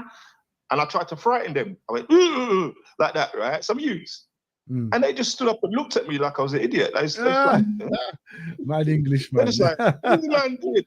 But if that was in the UK, they'd be like, ooh, you know what I mean? Yeah. So it's a different kind of maturity, I feel, anyway, in my experience, you know. But anyway, I don't want to, that's not what, I just want to call up to raise you up, you know what I mean? I didn't want to call up to have a long thing, you know, so. Thank you. So big up yourselves, both of you, you know. Yeah, we appreciate that, man. We appreciate, definitely appreciate that. Rise up, man. I share. Yeah, that's our brother Naya there, you know. And, you know, I think it was very in line with what we were speaking about as well. Yeah. Right? Yeah. You see the positive and the negatives, and Yeah. everything, how it lands with you, how you cope with it. Yeah. How you see and perceive and hear others as well. And how he recognized the that mastermind and that having that conversation. And I know some of the language for me, there was that ouch moment in terms of how he used some of the language. I still appreciate the fact that he shared his views and his thoughts. Because I didn't write it down in terms of what he said, but it will come back to me. But it was my understanding when I'm thinking about the mastermind, and I'm thinking about the coming together. Those who are not on the same level or the same plane, I would perceive that I wouldn't come together with them. And I think you used the word earlier on in terms of, if you didn't, I may have imagined it, dream stealers. They was it what's it time thief. Time thief, used the word time thief, and I would use the word dream stealers. That means if you're coming together, because Brother Noah was saying that he doesn't come together, doesn't talk to as many people as he had done in the past. Now, it could be because of, and I'm putting words into his mouth and potentially his existence, but it could be because of where he's moved to. But with technology, that should not stop. But it also could be because of how he's thinking. So as you think and as you grow, you move in and out of consciousness with some of the individuals that you may have gone to school with, family that you've grown up with, because the conversation and what you're thinking and how you're thinking has developed to a point whereby you move beyond the conversation that they're saying, because it's not that you're belittling their conversation, but you don't want to give it any energy because it's not necessarily uplifting you, uplifting the situation. It's not in a positive manner. It becomes a proverbial crab in a barrel. So if he doesn't have the same network, it's because of I've grown. It's not because there's a problem with my network. It just means now I've now got to find myself a new network. And as he said, he's using Galaxy and the Galaxy family and the conversations and the interactions on this platform as part of having those discussions. So he's not holding it in. He can share his thoughts, his ideas. We can all discuss it. We agree, we disagree, but we move on. But we can do it as in a community rather than as a singular entity. Sometimes we need to get these thoughts out of our head and allow the expressions to be heard, but we do need to be mindful of who are we sharing our thoughts with, because they could be the same people that effectively are crab in a barrel. Bring us. You know what it is also is balance. You know, one of the things is that I'm trying to think of the terminology, what it is. You know, when you know of a subject and you speak onto it, but the other person doesn't know or can perceive what you're actually talking about, right? And in many ways, right, that is how our maturity can be seen as well, right? We and our ability to communicate as well, right? It'd be useless us talking about, say, metaphysics to somebody who doesn't have any knowledge of that or experience of it or the practicality of it. Although they may be using the science of it, but to them it's just living. If we know the terminologies and the characteristics and everything else around that, then it becomes a different expression to us. And you know, unfortunately, there are those out there who do that. right? I've been like you probably hear them say, "Oh, I've been studying this for 10 years or 15 years," right? And then for them to actually converse with somebody, right? They're not willing to converse with somebody, and I mean to have a conversation, right, with somebody who probably hasn't got that experience what they got, right? They're not they're and this is a sad thing, because this is why we progress, we grow, we learn, because the only time that we will learn is really learn is when we see the practicality and the implications, I'm sorry, the applications, right, of those knowledge and understanding, and the personal, for us personally, to say, okay, I'm part of that. I can see that now, right? And that's when it becomes more alive to us. But unfortunately, there are those who will have a knowledge, an understanding, right, or the extensive knowledge, and they seem to just hold that within themselves, or hold it or lord it over others, even in the dismissive way of how they would engage with others as well. Yeah, which in my opinion, I think they're missing one of the essential essence of life itself, right? But that's just my opinion, because some people, they think, well, boy, I've got my education, I've got my masters or doctorates or whatever, BAs, and why would I want to engage with you? Why would I want to speak with you who don't have any understanding or understanding of this?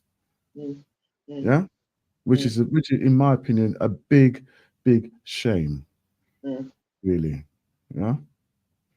So the other way for me, from an understanding point of view, is when you were talking with Brother Desmond earlier, and you were talking about alchemy, and not just and linking that word to the kitchen, linking it to the food, which then meant, from a conversation point of view, some may have heard the word alchemy and thought, where are you guys going with this? Yeah. And switched off and thought, okay, well, now's a good time to make a cup of tea, or just to go stretch a leg or whatever, and not hear the whole conversation. That's right. So when we're talking about chemistry, we're talking about minds coming together, and just having that conversation and being prepared to come together and finding that rhythm whereby, we're both actually talking about the same thing. And like you say, sometimes when you may get individuals who have done the textbook study, book smart. They're book smart. Yeah, they're not prepared to have that conversation. Yeah. For whatever reason. For whatever reason. And it is a shame, really, because for many of us, right, we do miss out on that essence and that little part of the puzzle there. One of the things I'm always fascinated with, right, is that when you get a young child, when I say young child, the age of like 4 and 5, and they have such a command of the language, right? That you think, oh, what did you do? Read a dictionary as your first book or something? And I think, how do they do it? How do they do it? And then right, if you're able to like meet the parents, you find that they're conversing at a high level of communication, so the child will just follow exactly the same, right?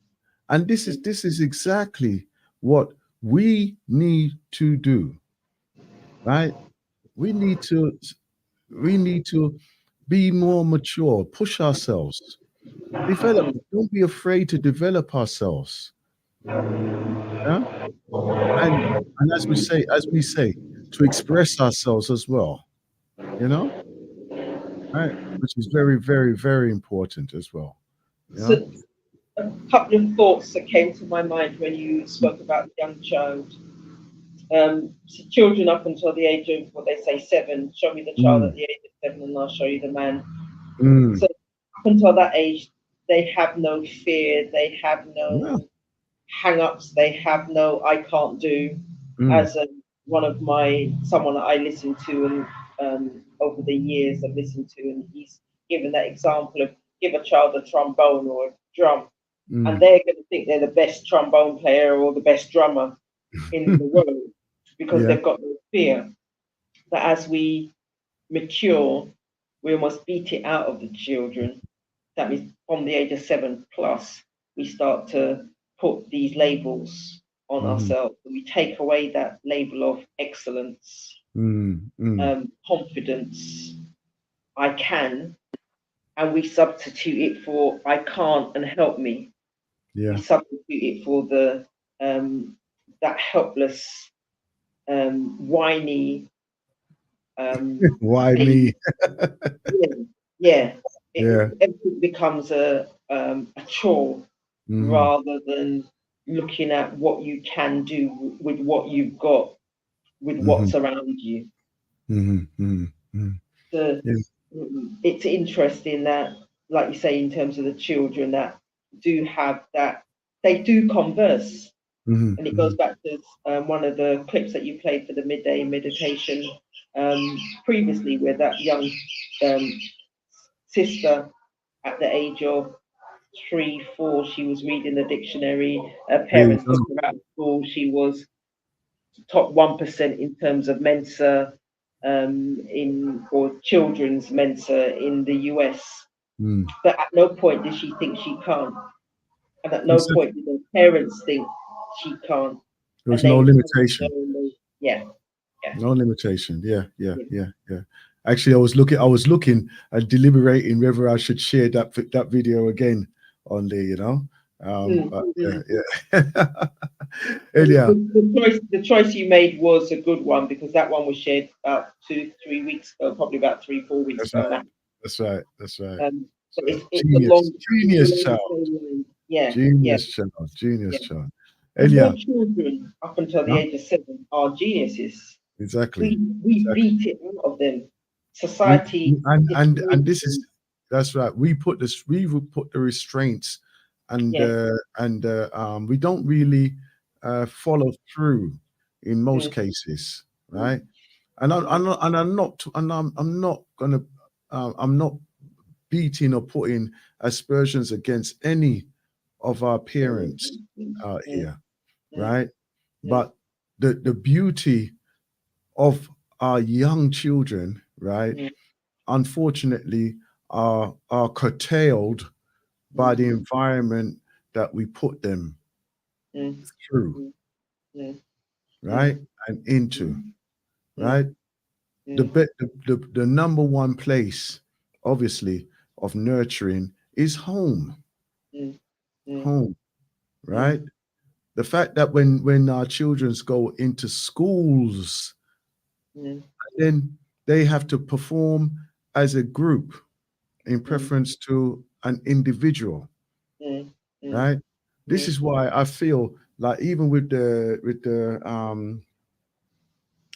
COVID period, when the schools were closed, right? I feel that there's going to be a surge of children who are going to be so self-motivated through home education that a lot of them are going to take that alternative, right? Would they take up the mantle of dismissing the university route? I think a lot of them will, because they can see why am I going to spend thousands when I could learn it myself or gain the skills myself. So I know at the moment there's a large surge of online courses, right, or teaching opportunities. We need to take advantage of that. Right? We say, oh, the school system is not good enough for us and everything like that. Just like Robin Walker. He has that education program out there, which is online. Right? We're supposed to take up those opportunities to do those courses. Right? Professor Les Henry, he has a history, right? History education course. Right? We're supposed to be the ones who are entering there and doing those courses. Yeah. Right? And even if you could think of a course that you want to do, if it's not there, create it. Create it. It might take you 2 years, 3 years to create it, but you saw and you wanted to get education to a higher level. I love to see people progress. Right.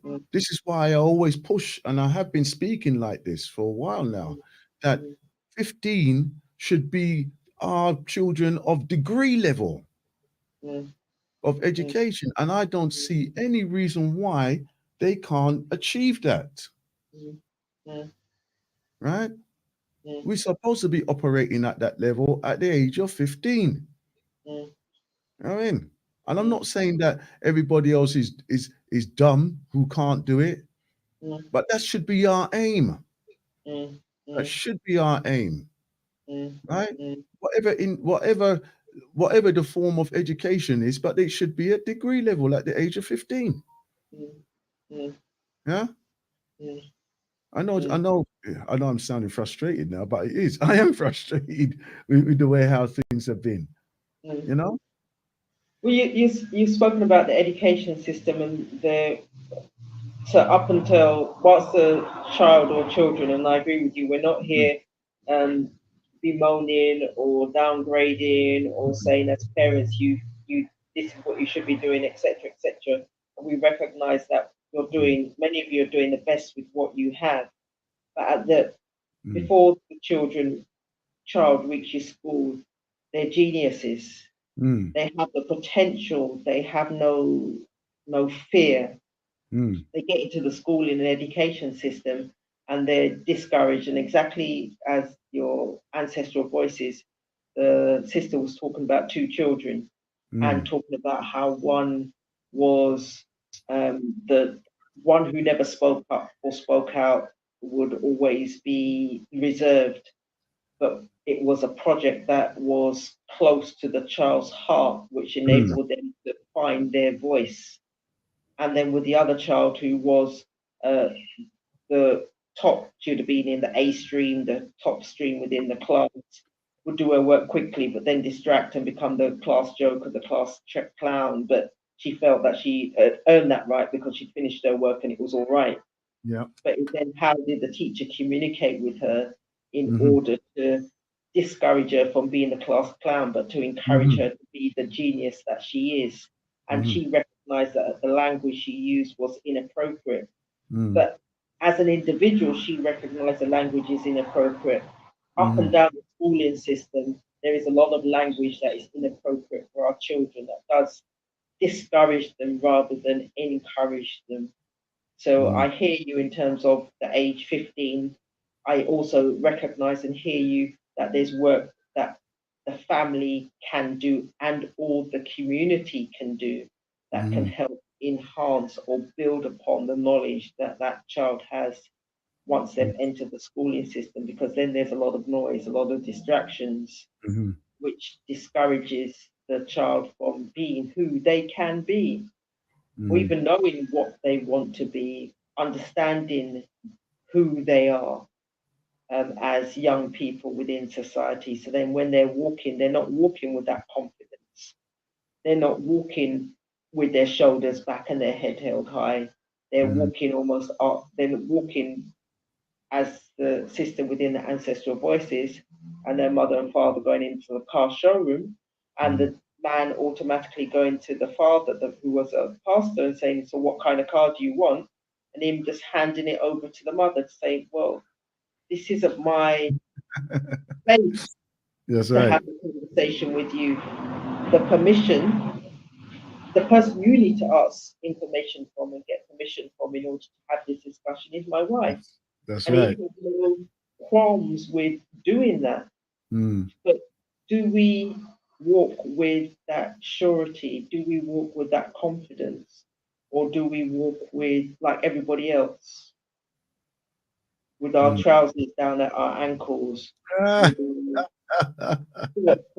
up above our knees? Do we do what everybody else does? Do we fall in line and get distracted with the line to think, okay, where am I in the line? Rather than walk tall and walk proud and say, you know what, I am who I am. And I'm comfortable in my own skin, whereby I can walk from different regions, different boroughs, and not feel I'm going to be or intimidated, because I've got an aura around me that says, you know what, if it's my time, man who's supposed to hang can't drown. So if it's my time to go, I'm going to go. But whilst I'm here, I'm going to make a difference. What one of the things that I know that you're a person who's free spirited in that way, that you feel comfortable, or you make your environment a comfort zone, right? No matter where you go to, right? There's a lot of us who would be afraid to travel like how you traveled, right? And actually take it to the next level of making it a part of your mission to be in that environment, putting yourself out there, investing in yourself, and also into your education and development as well. You know, this is the thing, and I know it's going to sound very crash, right? And probably blunt to a lot of people, but the quality of your investment within yourself is the quality of the output of what you're going to be, or who Say you're it going again. to be. That's Yeah. not blunt enough. Say it again and say it loud. It's not blunt enough. There's people out there that didn't catch it first time, so give them a chance of catching it. the quality of your investment, right, within yourself is going to reflect the quality of your person that you are. Right? And what you bring and attract into your life. Exactly. It's proportional, right? To put it right out there, there are those industrial leaders who literally pay for advisors, and they pay for those individuals that educate them, right? They educate them, and they pay for those people, right, thousands and thousands of pounds to go and sit down just for an hour or 2 hours a month, right? Why? Because of the quality of the communication, the quality of the guidance. What makes that person who's guiding them any different? It's only experience, right? It's only their tried and tested methods. Yeah. Do they hit it perfect every time? Not necessarily. But what will be perfect is the effort that the person who's receiving it goes into it. Right? The quality of your participation is obviously a reflection of the results of what you can achieve. Yeah. Like with most of our organizations, like with most of us, to be honest, right? This is also a thing that we need to look at as well. right? Oh, I'm tearing the whole thing off today, man. The whole thing off, right? And yeah, let me open the line. Right? I'll give you some thought there. I'll give you a little breather of thoughts. Yeah. On 0203-289-6504 if you wish to join in our conversation here, right? And also if you want to text in and you want to just you might even be within the working environment ready to sign that application for a new job, which I hope you do, right? It's 079-474-79219, right? So you can actually join us here in the conversation. Put your questions or your statements in, and we can analyze that as well. Okay, right. Let me see if I can get this one going here, and it goes like this.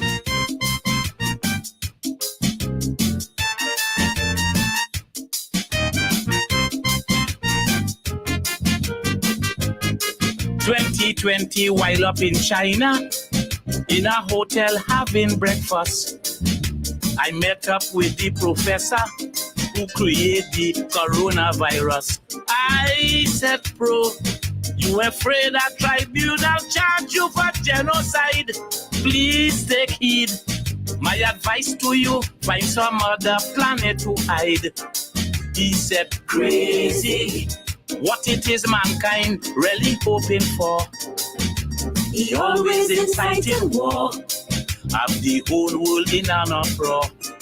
Planet Earth, he told me it was given free as a gift to man, for us to seek the Father's interests and live peacefully on the land. Man believe that for him to survive, he must be living in strife, and without even thinking twice, he corrupt his entire life. Then he told me, man must be taught a lesson, man to hide and wouldn't listen.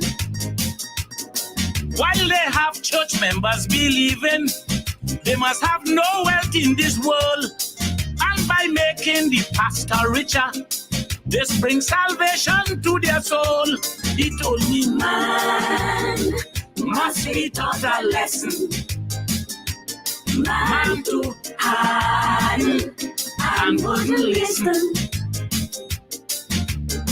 Since the thoughts of man is to bring destruction upon himself and his quest for power, he cares about no one else. I had to create something beyond man's imagination. That is why my coronavirus spiritually wake up the conscience of man. Mankind was getting out of control, causing too much destruction in the world. Oh yes, causing too much destruction in the world.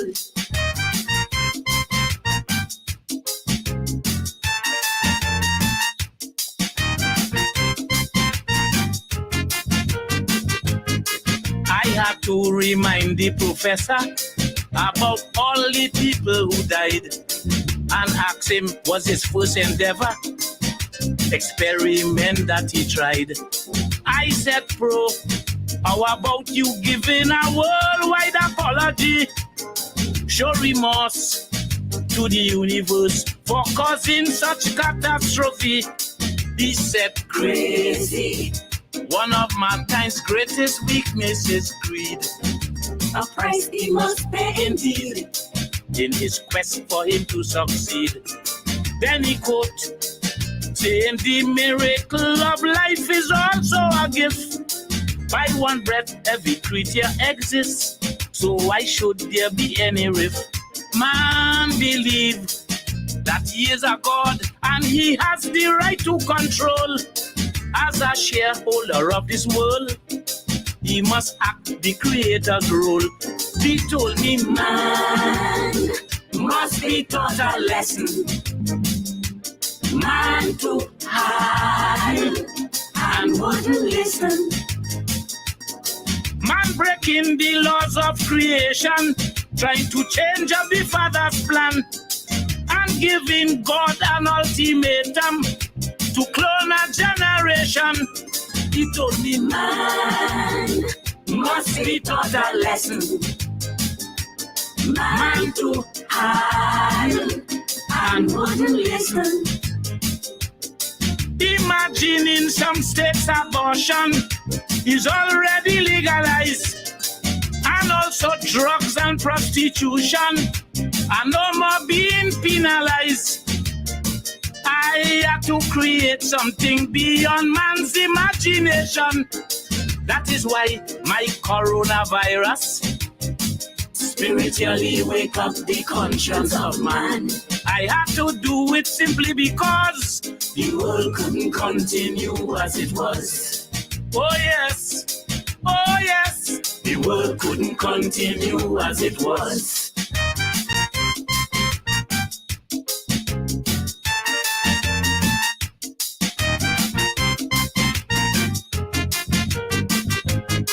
I told him murder is murder, and you know it's against the law. So how could you live on hereafter or live the same life as before? We both know that God is the creator who is responsible, and at some point in time to come, you will be held accountable. He said, crazy, all the Father's work is magnificent, but man refused to repent, doing things without his consent. The sunlight, the wind and the rain are his gifts that he gives to us as a way to express his loving for the ones who have gained his trust. Man believe that he is a judge, jury and executioner, but his greatest challenge by far are his deeds in particular. He said, man must be taught a lesson. Man to hide and wouldn't listen. Nuclear warheads are being tested and mashing up the ocean bed. Man finding excuse for destroying all our marine life instead. He said, man must be taught a lesson. Man to hide and wouldn't listen. When I look at Colombia, North Korea and Russia, blood flowing like water, and nobody has the answer. I had to create something beyond man's imagination. That is why my coronavirus spiritually wake up the conscience of man. I had to do it from a heart and soul, because the whole world was out of control. Oh yes, oh yes, because the whole world was out of control.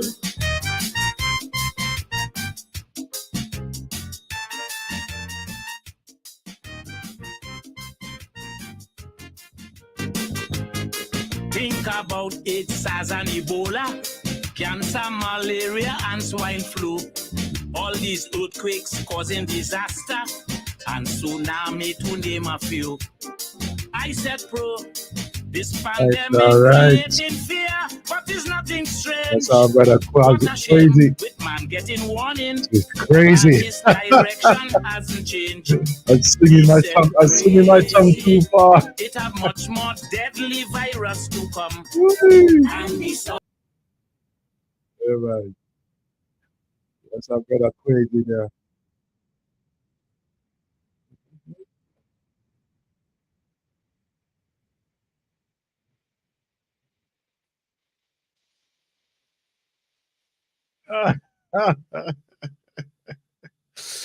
Oh boy, the brother got too far. Anyway, welcome back. Right, the lines are open on 020-3289-6504. We're talking about excellence, pushing the boundaries. There are There are. I would like to ask you, my sister Sandra. I know that you're a prolific reader. Prolific reader.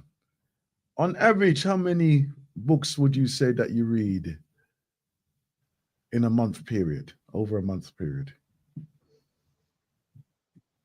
So I aim to, so I know you used the word prolific and you've used it more than once, but I am aiming to, or I do tend to read about two. Two So books. one I'll listen to from an audio book, Mm. one I will dip in and out of, and Mm. then there'll be a third that I'm using from a study point of view. So yeah, three. Yeah, so it's 2 or 3 then. Mm, mm, At any time in rotation. mm. Right. Right. Let me tell you something now. With me, I try to do at least 30 minutes to an hour a day of Yes, reading. yes, so, yeah. And because I use a technique called photo reading, right, which gives me the ability to complete a book within a few hours. I'll concentrate on it, right? Sometimes it could be less, right? So in that way there, I glean most of the material, and then I can go back and review if I need to research or get a deeper understanding of what I've taken in. Yeah, it's just a technique that I learned, right? And if you're interested in learning that technique, right, there is a course that is available, and actually, Marilyn has an offer at this particular time as well. So you know you could go on there to Marilyn Devonish, right? Marilyn Devonish, and she does this course called photo reading, right? Which is an actual certified course. So if you complete it on a few occasions, you too can teach it, right? And I would say it's a very, very powerful technique, right? If practiced and used on a regular basis, you'd be surprised at the amount of material that you can actually cover in an extremely short time, right? And don't get me wrong, when I entered it, I thought my skepticism around this is that it can't. No, this don't seem right. And then obviously it looked like some parlor trick, right? And again, there was a family that came from. It was a Scandinavian. When I was doing the course, there was this family from the Scandinavia somewhere, one of those like places out there. I'm sure it's Denmark or somewhere like that. They were there with their 2 children, both the children.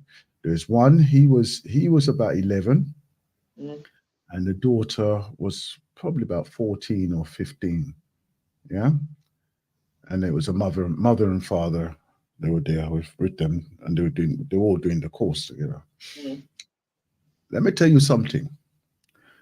You go into the room, into the classroom, and they say, "Oh, bring a book that you're familiar with.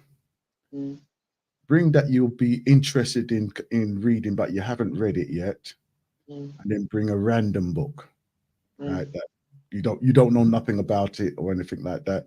It's probably not even in your radar, right?"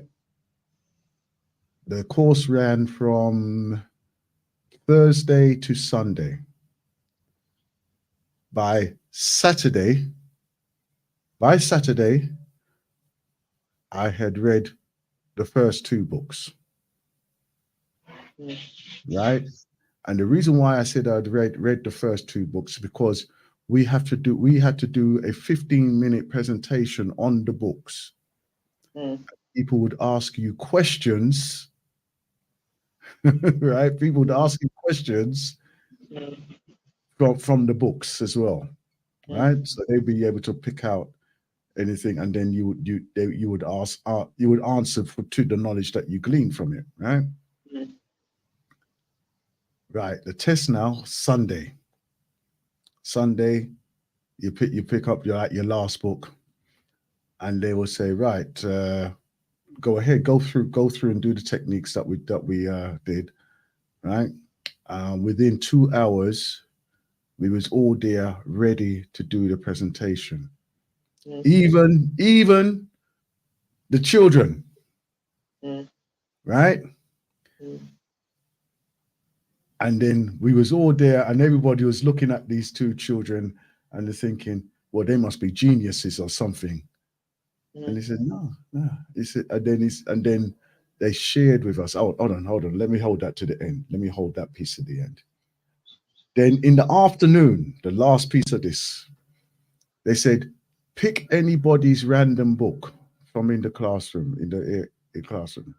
So it's a completely different book right outside of your remit. And they said, let's go through the process. Again, we stood up there, done a 5-minute, 10-minute presentation in some cases on these books and everything else, right? Same again with these young children. The daughter of this family, she was failing in school. Right, she was failing in school because she had no interest. You know, teenagers go through that process or whatever. Anyhow, she had failing. Right. The young man, the young boy, was dyslexic. Right. So for us to see that this child was able to overcome this disability and to actually do a presentation on a book completely without assistance from his parents, right, is a tremendous feat. You know, it's called photo reading. You can look it up. And everything. That's another gift. That's another gift from me to you, the Galaxy family, right? So that's one of the techniques that I use to actually cover a lot of my material when I'm researching and develop and researching for the programs as well, right? So, any questions? No. So one of the things that I loved what you said is the parents arrived, but they brought their children. So I'm not necessarily saying disability or otherwise, but they were prepared to invest not only in themselves but then in their family. So it wasn't we're gonna sit at home in front of the television and watch a movie together as a family. It's I can see some benefit in me, for me as adults, but also recognize there's benefits there also for their children, and they're prepared to bring their children. So how many of, from an adult's point of view, people who look like you and I brought our younger children, siblings, cousins, nephews, whether or not it was kicking or screaming, but we could see that there was going to be some benefit in that. Oh yeah. You know, and I thought, wow, this is a powerful thing, right? And I would say I probably use that technique probably about 2 or 3 times on a week. Yeah. Right. Not all the time because as I say, it glean the level that I have it at is that I can glean the information and then I can direct and pinpoint what I want to concentrate on to read through on other ways, right? So, you know, it's a very, very, very, very, very practical way of going through a lot of works in an extremely quick time, yeah, or short time, yeah. So, do you want to give out the information again, just in case there's any? It's the sister's name is Marilyn Devonish, right? And actually, I was corresponding with her via Facebook recently, and I'm sure that she put up that she had a offer on some of the courses that she actually did on there. I'll have a look. I'll have a look to see if I can find her. And let me just put her name in. Yeah, because I know that with the advent of audio books, it can make it easier. And I know someone that I've got the utmost respect for, Brother Darrell Harper, financial education expert guru, plus communicator, motivational speaker. One of the things that he used to say in the past was his car was his university. Yeah. So when he was feeding into himself, he was using that as a means of playing the various tapes and playing the audio. Yeah. So, right, let me just see if I can do that. Copy the link. There you go. Right. Yeah. So, like, it's a transformation, Marilyn Devonish. Okay.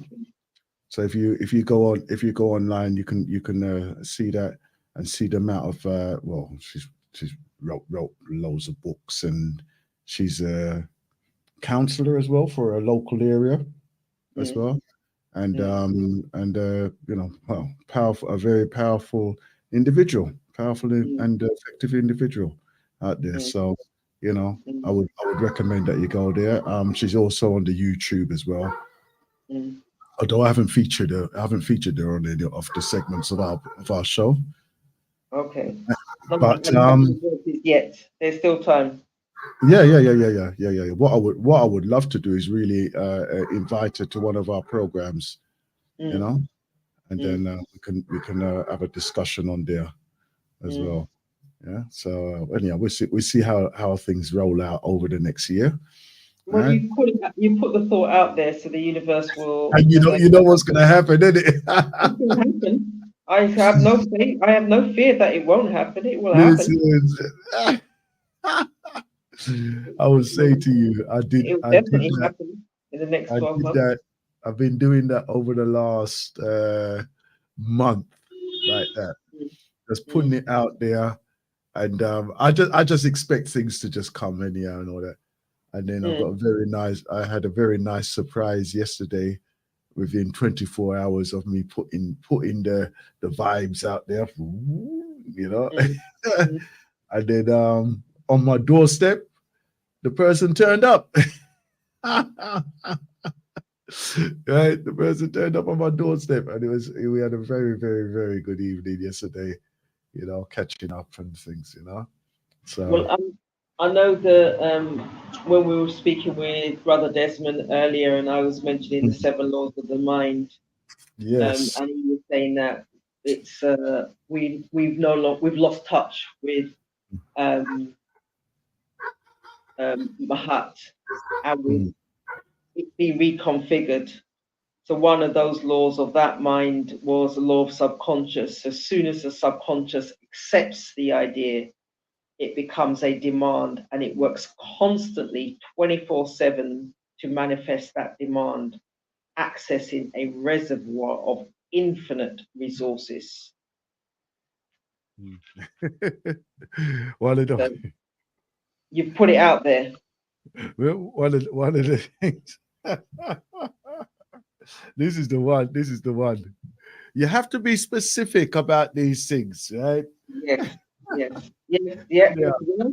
As well. The reason why I'm laughing, is because I do the lottery every, you know, at least once or twice a week, yeah. So I do the lottery, and I said, "Boy, I'm gonna win," you know, and I literally do just go in there and I expect to win. I expect to win. The thing is that I've been saying, I need to win the lottery. And you know what? It happens. I win. But it's just not the big one. So obviously I have to change my language around. again. I have to change my language around that again, because it's doing what it need, what I'm asking it, but obviously he's saying, well, You're not being specific. So what are you complaining about? Yeah. You've asked, and I've provided you with what you've asked for, Yeah. and you're not being specific. Yeah. So, but that's how we need to. That's things that we need to be mindful of when we're asking, or when we're putting it out there in terms of the universe. What is it that we actually want? Again, it becomes working on ourselves. What do we want, and what will we do with what are we doing in order to make it happen?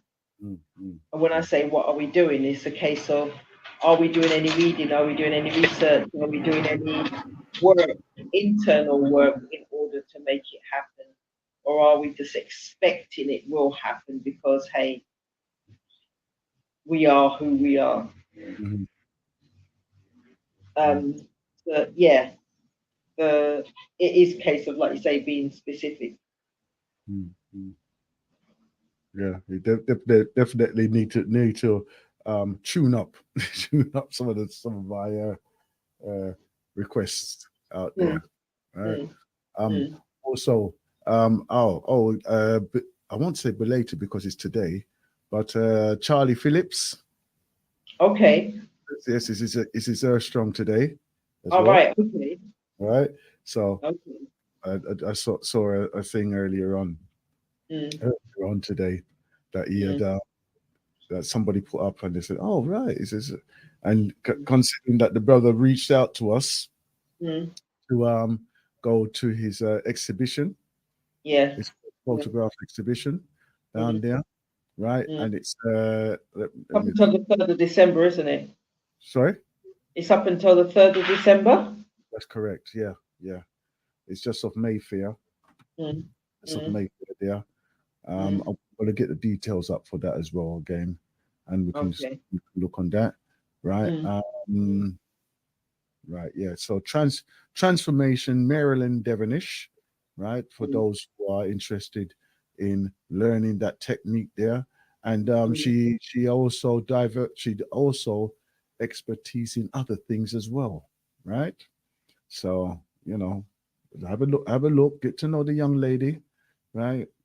Reach out, have a conversation, and see what you can do with her as well, right? And it's a transformation, right? Transformation, Marilyn Devonish. Okay, so if you look on that, you can see that as well. And I'll tell you, extremely, extremely effective young lady. That's all, right? And yeah, I don't know if my profile is like that, but it's not. I don't think it is. You ever look yourself up on the search engines? No. You haven't done that yet? Not yet. All right then. All right. Plenty of time. Huh? Plenty of time. Plenty of time. Right. Now if you don't mind, we talk around that the songwriting. Okay. Yeah. Remind the family what it's all about. Right. Well, because it's the 40th anniversary of Galaxy, right? We here on the Blacknificent Radio Show, we would like to open a competition. Well, not say competition, but an event for songwriters and also spoken word artists as well, right? Or even submit your works of poetry or your writings and thoughts, right, to us at the Galaxy here, right? And what we're looking to do is to incorporate those on the evening of our celebration, right? So I'm looking to carve out a segment of the evening, right? Because I know that everybody's going to be pushing up to do their thing, but I want to carve out a segment out there of where I can get at least like four or five of the participants, right, to come and perform, or somebody to read out their works, in celebration of Galaxy the 40th. Okay, and it's open to everyone, right? So the professionals, non-professionals, whoever, wherever you are in the world, it is open to all of you, right? I'm going to by the end of this month, I'm going to have a place where you can send your entrances to, right? And the date as well. So at this stage, get your works together, right? It's a celebration of Galaxy's 40th. So I would like you all to participate. I would like to be inundated. That's what I envisage. That'll be inundated with 20, 30, 100, whatever, 1,000 of your entrances, right? Age limit, no age limit, right? No age limit. As long as it's coherent. As long as it's coherent, that we can all hear, right, and understand and appreciate as well. Okay, so it's not a performance, so there's no dance group or anything like that I'm dealing with. Let's do with the verbal communication in them ways there. So it could even be a meditation script. Right? Hint, hint. So so just looking forward to all of you participating in there, right? And then let's see how we get on with this program, right? Being featured as one of the musical impresario. I am also collaborating with another DJ on this event from another station as well.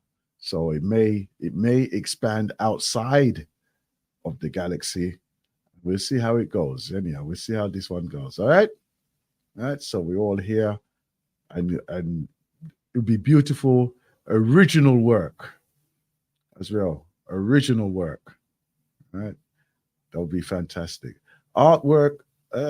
You see, I'm expanding it already. No, let's back up on that one. Let me back up on that one. Let me back up on that one. Go ahead, my sister.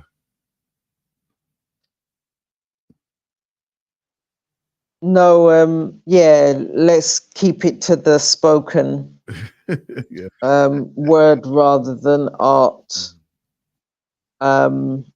Because then we would need the artist to come in and speak about or just provide some form of context for their art. So they may want to, if they're going to do art and we're going to have anything displayed, that'd be the way of doing it. So there may be by way of decorating the room and the hall and the space. If there's any budding artist out there, you can make use of that space. But in terms of the stage, it's going to be around a song or spoken word. Yeah. Because like there's let's say I know that there's some creative individuals out here. This is why we need to have our own exhibition. Anyway, that will come in a time. That will come in time. Right? We've got a lovely space to do that as well. So we can do that. Even if it's like a few days, over a few days. Yeah. Our exhibition. And how long is what you want them to send in? That's the one thing you've not said. How long is the piece? I would say 5 minutes maximum. Okay. Yeah. Okay. Yeah, 5 minutes maximum. So even if it does overrun, you just trim it down to 5 minutes. Right? That'd be good. And as I say, it's open to the world. Okay. So it could be anyone from around the world. Just and see what go on with that. Yeah. Okay. Rewards and prizes shall be sorted out at a later time when we get everything together with that one as well. Okay. Because you're still in the planning process, but you do know that there is going to be a prize for the one that's featured and highlighted on the day. Yeah. Or prizes. Yeah. Good. Okay. All right. Here they are, right? So we only got 45 minutes left to go. Unfortunately, 45 minutes left to go. Right. The lines are open on 0203-289-6504. And also the text line. A bit slower. Sorry. I'm a buzzing it through. 079. No. What am I doing? That's my number. 0.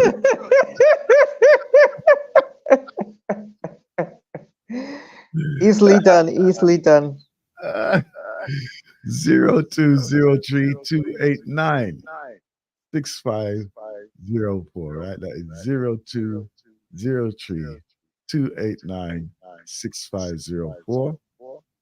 Text line 079-47-479-219. And as I say, usually don't leave it to the last minute, because I know when you're ready to start chat, you can flow. So come in early on this, and let's get our conversation in the flowing technique that we need to do right here on the galaxy of ForWe.net. Right. Here's one for you, Mr. Politician. So that is budget day today, isn't it?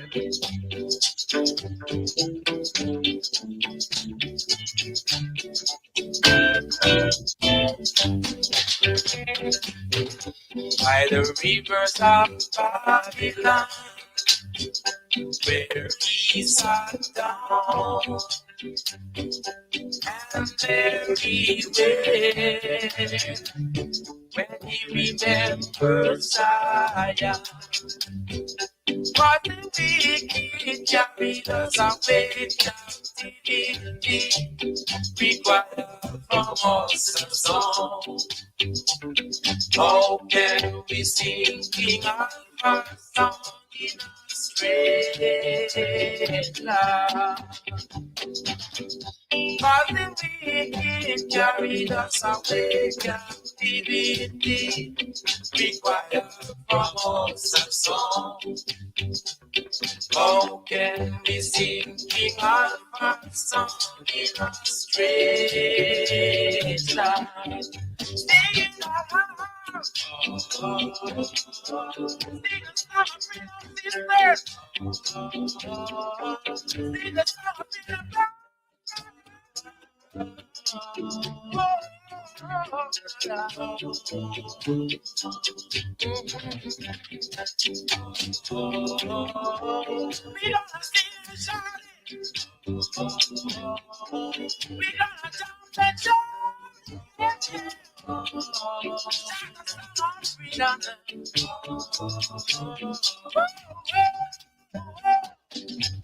So the words of our mouth and the meditation of our heart be accepted in thy sight,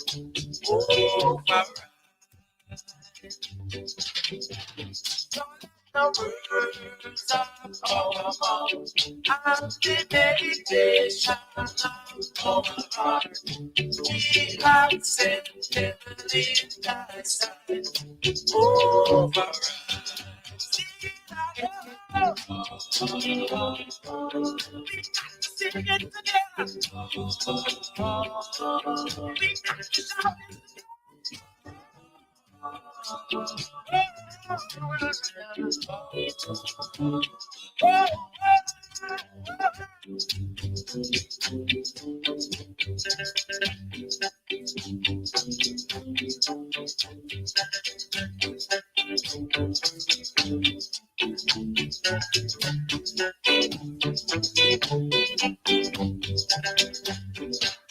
The rivers of Babylon, where he sat down,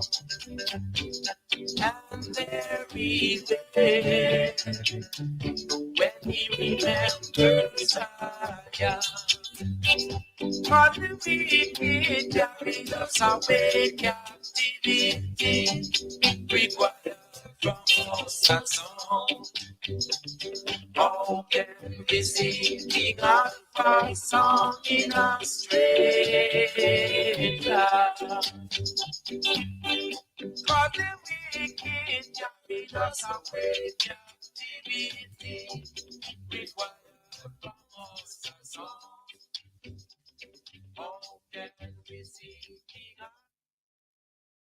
Yes, say, boy, as they come and they change the rules of the game yet again. They're changing the rules of the game yet again. Hold on. And we are gonna what? We're gonna comply or we're gonna fight it. As we do, and as we are required to do within our places of residence, we ask that you put your words forward, right? I know that many of us have an opinion about these type of things, right? With what's happening with the world out there, what's our participation in it, right? What can we do about things? What have we done about our situations, right? How do we see things? I know that we have our little opinions and everything about everything, innit? Right? 0203-289-6504 here on the Galaxy of We on the Blacknificent Radio Show here on live and direct with myself, Aston, and co-host Sister Sandra, right? Who's residing right now in a Jamaica, where the fruits are fresh and everything is nice, isn't it? Wash down. Everything washed down. Also, observing recently, and it was yesterday. Really, I was just looking at some world weather, right? Recently, that there has been extensive rainfall, right, in various regions in the Africas and within the Caribbeans as well, right? And places are being flooded, roads are being broken up, and as well. I think the main one of the main features was in Dominican Republic, right? Was one of the features of the one of the videos that I saw, and they mentioned around about 40 areas in the Dominican Republic were cut off because of the damage to the roads within that area, within that country, you know. So as we know, Haiti and Dominican Republic are on the same land mass. So my assumption would be that Haiti has got hit just as bad as what the Dominican Republic has been hit as well. So let's not be dismissive. Unlike some of the biased news that we get, right? Let's not be dismissive of our fellow family members on the other side of the island, right? Unlike some of their political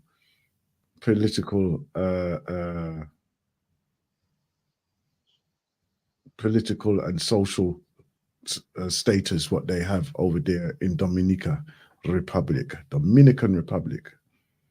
I mean, crazy. It just seems mad.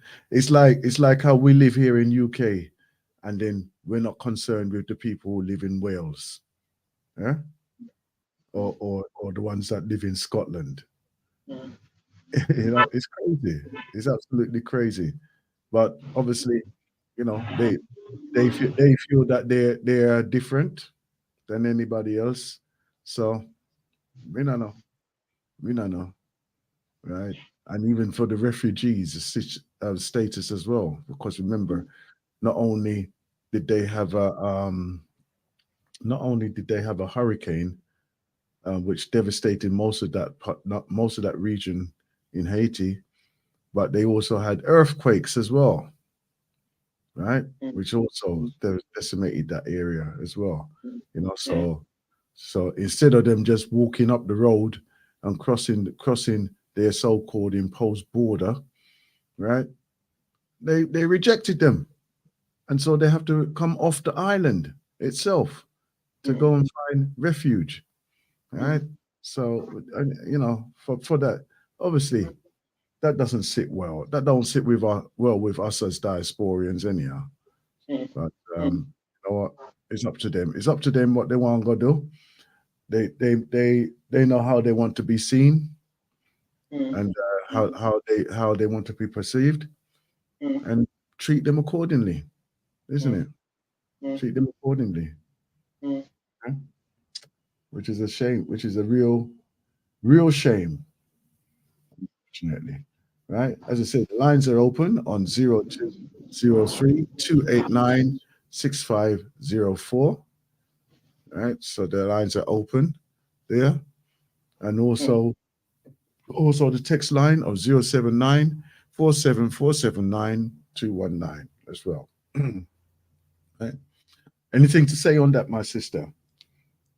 Other than I heard on the radio they were playing a clip in terms of, again, when we're thinking about that thing called global warming, and the adverse conditions. So we've had a lot of rain last week. There was a lot of rain this time.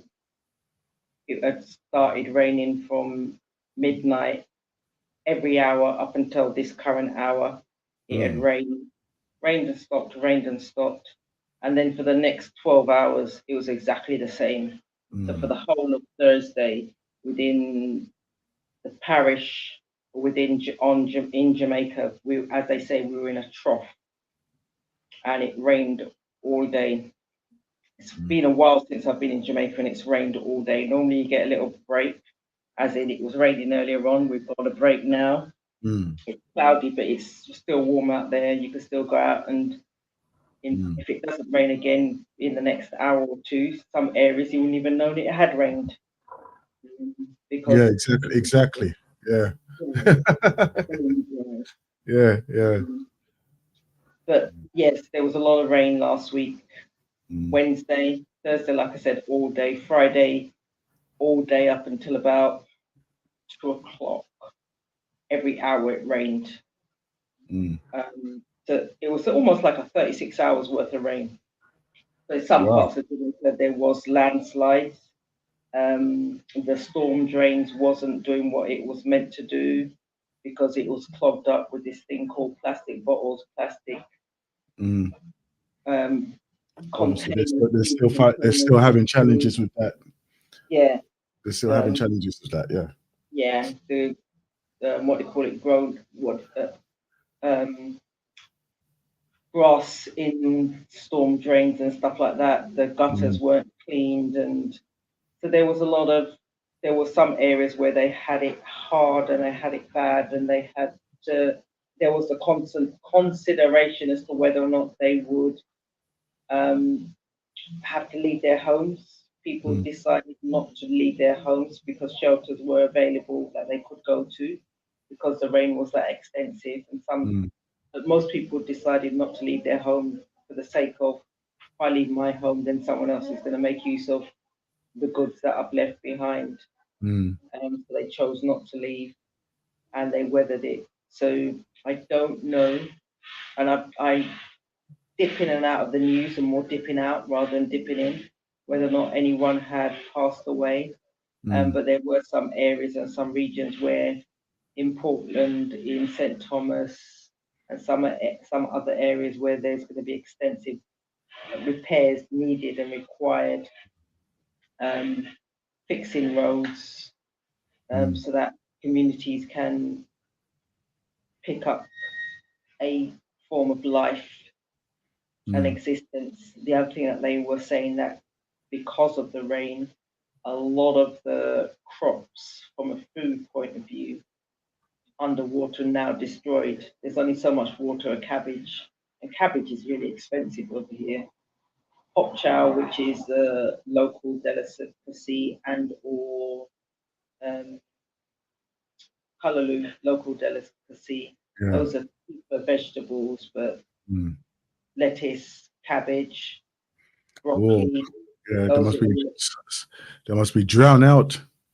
Well, those are all, and that's what they said. You can imagine pumpkin, potatoes they mentioned, chocho they mentioned. Those are foods which, from a seasonal point of view, we're coming up to the Christmas. Those will be foods that people will be buying, families will be buying, fathers. They said there's going to be they're now needing to work out, are they going to have to import the vegetables? There's a lot of farmers that have lost crops because of the amount of water that it's washed away a lot of the soil as well. Production soil. You've got your soil erosion as well as the food. So there's a few hard decisions, but they said the bottom line is that in terms of when you go shopping, what's there is going to be hiked up in price. Yeah, they're going to take advantage of that one. Yeah. If the only person who's going to suffer is you, not me. Yeah, well, it's going to be the ordinary man and woman, brother and sister on the street looking to purchase. It may mean, and they often talk about growing local and purchasing local, but in some instances they may be forced to go external. Yeah. I mean, like, look, there's times when you need to look at the practicality of these things, right? And then it's not every island is going to get hit at the same time, right? But each one can feed off a next one. Yeah. If they were to use that commerce in that way there. Yeah. So it's not a case of, we have to go to America to go and get our things. No. Why don't you utilize your local islands instead? Sometimes, I mean, like even over here, when they've had shortages, like a couple of months ago, it was a case of tomatoes, right? That there was a shortage of tomatoes, and everybody was going crazy. Oh, can't get no tomatoes, and then what's going on? And I'm thinking, well, over the next couple of months, there's going to be a new growth of tomatoes. So therefore, what you worrying about? Yeah, but this is how some people they react to all of this, So boy, okay then. So we ain't gonna get no chocho this year, right? But it's not gonna kill us. You know what I mean? It's not gonna kill us. But obviously, there's gonna be those who's gonna pay the 10 times the price for one chocho. All them things there because they can. Yeah, it's not gonna kill you. So sometimes you may need to think about eating something else as an alternative. And just being smart with your money in terms from a shop point of view. And it may encourage individuals to plant their own. So they won't get it this side of Christmas, but they may get it in the early part of next year, in the February, whereby they can tomatoes they need to buy for themselves and their family. I mean, like one of the things that I've started doing now is seeding taking the seeds out of a lot of the fruits and everything that I'm eating, and I just scatter them on the ground outside, right? So any green area or park area, I just take the seeds and scatter them on the ground. You know what I mean? Or I get some fruit and then I would blend it up with some bread Mm. and things, and then I scattered that on the ground so that the birds can eat the seeds them out of it as well. Mm. You know? Mm. And let them go spread the seeds them wherever, whatever. Yeah, Mm. Mm. you understand? So that's what I'm doing as well. So Well, I went and visited St Margaret's Bay yesterday, and yeah, I was with family, and there was a tree, a pear tree, and he said, "Oh, the last time when you came here, or when he effectively moved there, the pear tree wasn't there, and he don't think anyone planted it." And he spoke about the ackee tree again. He didn't think oh, anyone you planted see, it, that it was just somewhat a seed, whether it was a bird put it there or whatever. yeah, And yeah, I was reaping pears like yesterday like crazy, at mm, least a dozen.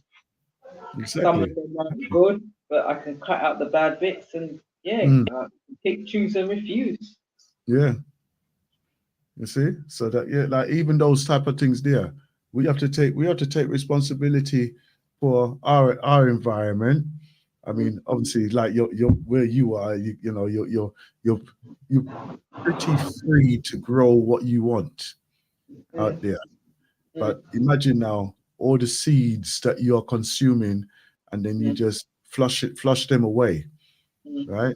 But if you were to actually harvest those seeds and say, you know what, let me just dash it outside and see what go on, see what nature will give me back out of it, Well, right? that's what my mother did, which is why Yeah. we've got the pear tree, the ackee tree at the back, Mm, and some of the other herbs because she threw things out. Why we mm, got yam that comes seasonally mm, because the head of the yam, or she bought yam and it wasn't good and she buried it. mm, Got someone to bury it. mm, So yeah, it's doing things like that and making it a habit rather mm, than just throwing with no conscious or no consideration to the what exactly. next cycle of Exactly. life. And as you say that, I'm just thinking, my mouth water right there now, thinking, yeah, got some green banana and yam and some mackerel. So I'll go prepare that for my mother when we reach home. Now. Yeah, I'm sure I've got some okra as well somewhere there as well. So okay. That's what I ate yesterday: some mackerel and some yam and some dumpling and some sweet potato. See, I soon come. I soon come. Don't worry, soon come. You can hear what she's doing to me, ain't it, family? With the water, with the rainfall, and with the sun that we had over the last few days, and the sun was expecting likely to fill the breadfruit and other provisions. Yeah. Again, it's coming up to that season. So I was gonna do what's the other one that you what you did the other last time? Rundown. Yeah. Mackerel. Yeah. When I went to again when I was up in St Margaret's Bay, I got some coconut, some dry coconut. So I'm going to take it and husk it and see whether or not there is a good coconut in there. Sounded like it was good coconut in there. And then, use that to make some rundown. I made some yesterday. I made some turned cornmeal, seasoned it up. So I ate it rather than, and yeah, thoroughly enjoyed it. Yeah, anyhow, leave me alone. I keep telling you. I have to get my dry out rotten out fruit them over here, so.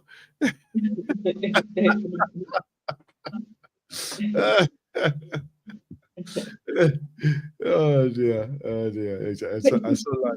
I so like this. It's a case of just eating the fruit that's in season. Huh? It's a case of just eating the fruit that's in season, eating the foods that's in season, regardless of where we are. Just where we can get fresh and get what's in season, rather than getting strawberries, which are clearly out of season. Definitely in the UK and things like that, or blackberries or blueberries. Go for the fruits that are in season, the foods that are in season, and nourish the body as well as we're nourishing the mind. Yeah. Because like breadfruit just done now, isn't it? It's just done now. Yeah, so it's yeah. I managed to catch some, but there's now you think to yourself, with yesterday's meal I could have done with a piece of breadfruit, but Christmas is around, the holidays are just around the corner, so I'll look forward to some then. Because I was thinking, they must have some like at the last of the season now, really. Well, depending on different trees, and that's the beauty about nature, is that different trees will produce at different times. So, whereas I seem like everyone's going to have ackee for Christmas by the looks of it, because that's on every tree. But we're ready to pick now. Not for long. Don't blink. You might miss it. Some of them are ready to pick now, and some you can see that come Christmas, the holiday season into the December, the ackee will be there ready. So yeah, that and the breadfruit can't go wrong. Coconut oil can't go wrong. All right. As I said, we're going another 20 minutes here, and we're live. We're still live on the Facebook, and we are live on the YouTube as well, on the Blacknificent Radio Show on both of the platforms there. As I said, the lines are open on 0203-289-6504, and we shall be back after this quick message here from Morgan Heritage. Go on. Yeah.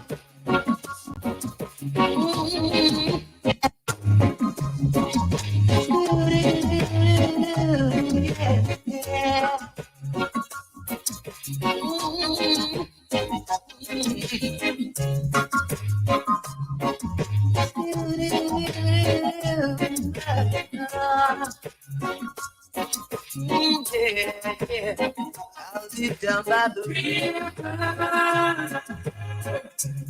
waiting for the good Lord to pass my way. Oh, yeah. I'll sit down by the river, singing songs of joy on this lovely day. Oh, yeah. We singing birds told me at sunrise he's always there in the morning, praying and blessing the day. I've heard this little tale long time ago, but never had the faith to believe in my soul. Now Mother Nature said to the three little birds, singing a song, convincing me it was so. Now I'm on my way. Anyone come to see me this day, tell them I'll be gone for the day. I'll be down by the river, waiting for the good Lord to pass my way. Oh, yeah. I'll be down by the river, singing songs of joy on this lovely day. Oh, yeah.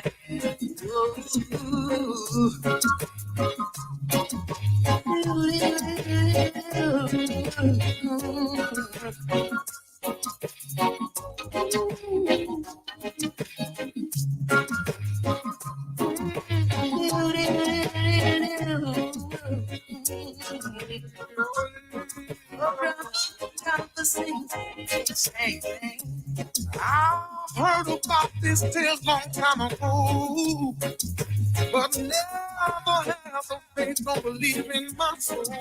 Yeah. Now Mother Nature sent for me three little birds, singing a song, singing was soul. Now I'm on my way. Anyone come to see me this day? Tell them how they gon' on the day. Waiting for the good Lord to pass my way. Oh, yeah. I'll be down by the river, singing songs of joy on this lovely day. On this lovely day. Singing songs of joy. Oh,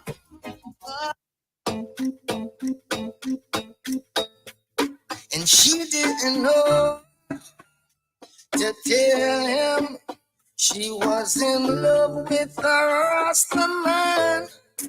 Fire was burning and burning till I got what she was holding in. And she didn't know to tell him she was in love with a Rasta man. Fire was burning and burning till I got what she was holding. Know her story before she said that he just want her corporate. Find somebody that's corporate, suit and tie more appropriate. Him say him now make him daughter stray, but reggae music she start to play. I tell food when she sort her plate. Militant youth where she want to date, and that is what she need. Marcus Garvey she start to read. Here stop home and it start to neat. So we want keep her off the street from who she with. And that be me. More than a natty head is what she see. No love and sleep is not for me. And she no want keep it a secret, but she can't tell him what she sleep with. She didn't know to tell him she was in love with a Rasta man. Fire was burning and burning till let out what she was holding in. And she wants to be free from all this captivity. So she'll be who she will be. They can't tell her who she need. They can't tell her who she wants, who she can't. She talk her own a chant, chart her own part, and color her own art. Over her own apartment. No, as I answer the phone, that's the tone she start with. She knows that she don't be part with one like I, even though so much imparted. But she happy do her own thing, cause she can never live life for them. Knowing that she will look back when to the time where she couldn't explain to him. And she didn't know to tell him she was in love with a Rasta man. Fire was burning and burning till I got what she was holding in. And she didn't know to tell him she was in love with a Rasta man. Fire was burning and burning till I got what she was holding in. Yes, sir. We're back. Hold on. That's it. Hold on. Later on, you'll come with yourself. Yes. We come to the conclusion of our program this strong here. Right? Any thoughts on the conclusion of our program right now before we review for next strong? So my initial thoughts relate to the thing called time, which is where you started the program. Yes. And what are we doing with it? So I'm going to put something else into the mix. What would you do with 86,400? What would you do? Is that the minutes that we got for a day? Mm-hmm. Yeah. Seconds. Yep. Seconds. There you go. There you go. I knew it was. I knew there was a calculation there, as I was breaking it down. And every day we all get the same amount. Mm, So the question is, how are we using it? mm, What are we doing with our portion? mm, You don't get more than I don't get more than you. And I know that you spoke about waking up earlier in order to mm, make the best use of. So that's what you're doing with yours. You're using yours to the best of your ability. And when you've got that quiet time, and some of us can find it first thing in the morning, some of us find it last thing at night, but recognizing what your rhythm is as to when do you find that quiet time, when do you find that time for self, so that you do have that silence, you can enjoy the silence, you can then allow your mind to slow down, exactly. stop the chatter, Mm-hmm. give yourself an opportunity to listen to the whispers, which may also encourage you to think about working on yourself, which Exactly. then may also help you from a thought of, okay, well, I can't do this on my own, but this thought keeps on coming back to me, so I need to do something with it. So have that conversation with somebody else from a mastermind, from a community point of view, whereby it then becomes two minds working on that situation in order to solve it and crack that code that will enhance your lives and or others, those around you. To have those thoughts, have those communications, and don't feel that you need to. There are no options. Be prepared to work on self or work for self, because what happens within will be reflected without. It's not the other way around. We have a lot to give. We have a lot to achieve. And we're here for a purpose. So within your time, what, like I said, what are you doing with that 86,400 seconds? Why did I just pick that? I was thinking, no, wait a minute. And now I've heard. Then I started doing the calculations in my head. Right? You know how it is, engineering and everything, innit? So, that's what it is. That's what it is. Yes. Well done. I like that one. I like that. Work on yourself.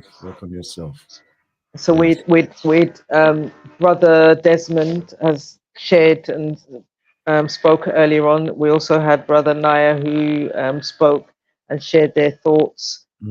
So that's where the community comes in and having those conversations. And as a Galaxy family, I know that we have our silent listeners, but moving forward, we would love to hear the sound of your voice, because we've all got a thought, we've all got a comment, and we've all got an opinion. And I'm not saying that when we're sharing our thoughts and our comments and our opinions, then we've got an opportunity just to have that conversation. So let's continue that conversation. And just to look a little bit more forward, New Year's Day, guess what? It's on a Thursday. Hey! Party! Yeah! Right? So we look forward to that one as well. Right? We start the year with a bang. Yes, in abundance. Yeah, man. Hopefully I'll get that formula of getting the right six numbers in the right order on the right line all together, and we can celebrate even bigger. You can celebrate massively, I'm telling you. Massively. Anyhow, right? So as we reach the top of the hour, we know that we're going to be exchanging and passing over to our sister Nama, right?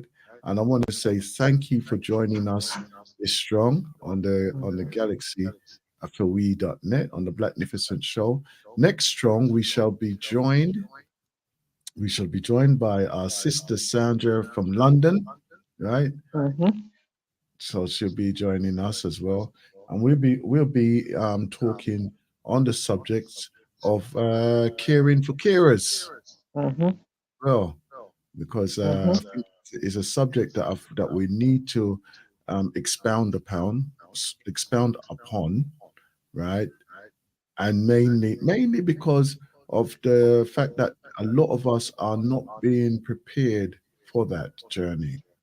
And of course, us sharing our experiences, right, will help those who are going through it, right, or experiencing it, and also to also encourage others to be part of what needs to be done.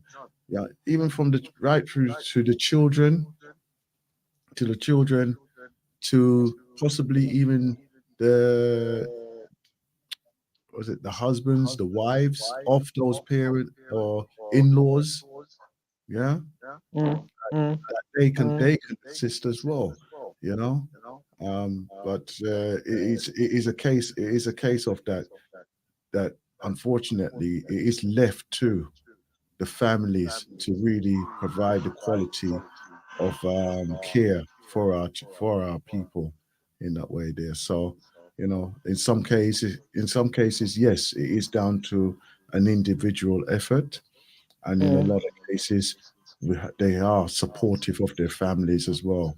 You know, so as I said, we'll get the Sandra London on with us, and we'll be back to speak on that subject as well, along with others that we are going to be speaking about expanding. Will you be reaching out to our nursery school? So I will be and aiming to. And also I am supporting and helping the young people at PAVE, so that I will be doing. So I'll be able to give an update on that. So looking at different ends of the educational spectrum. So yeah, I'll provide an update in terms of how they're getting on. I know that they had some challenges from a red tape point of view in getting things done and the I's crossed and T's dotted, but they are moving in the right direction. That's good. That's good. Oh, we've got one of the brothers who's just turned up here.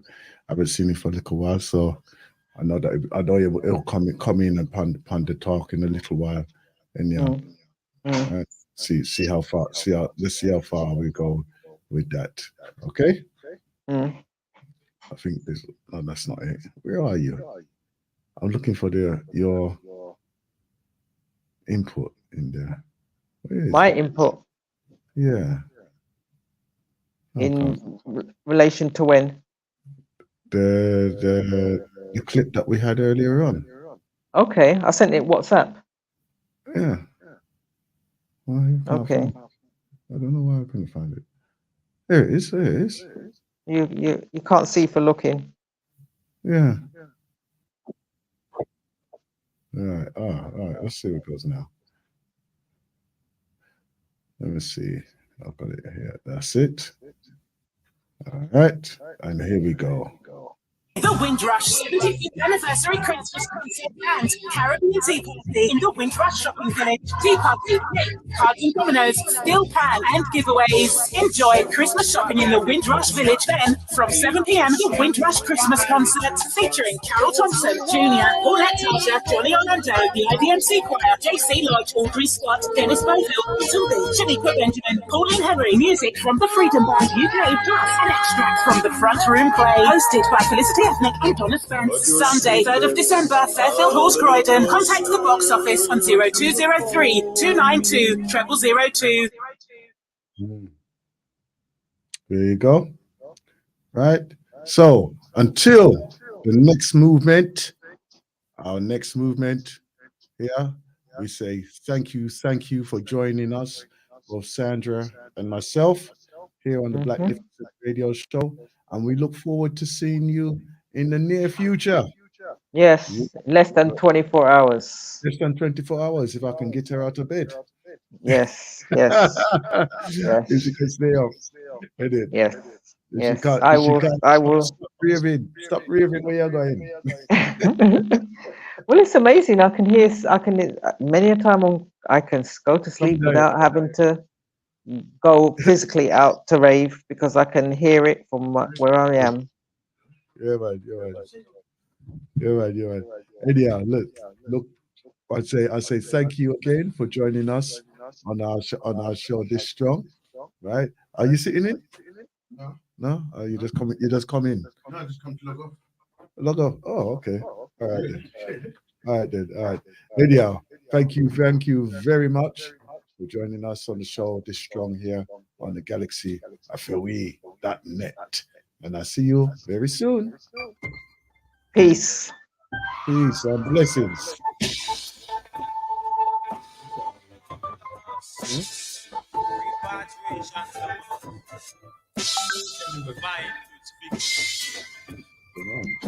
Probably 11 now.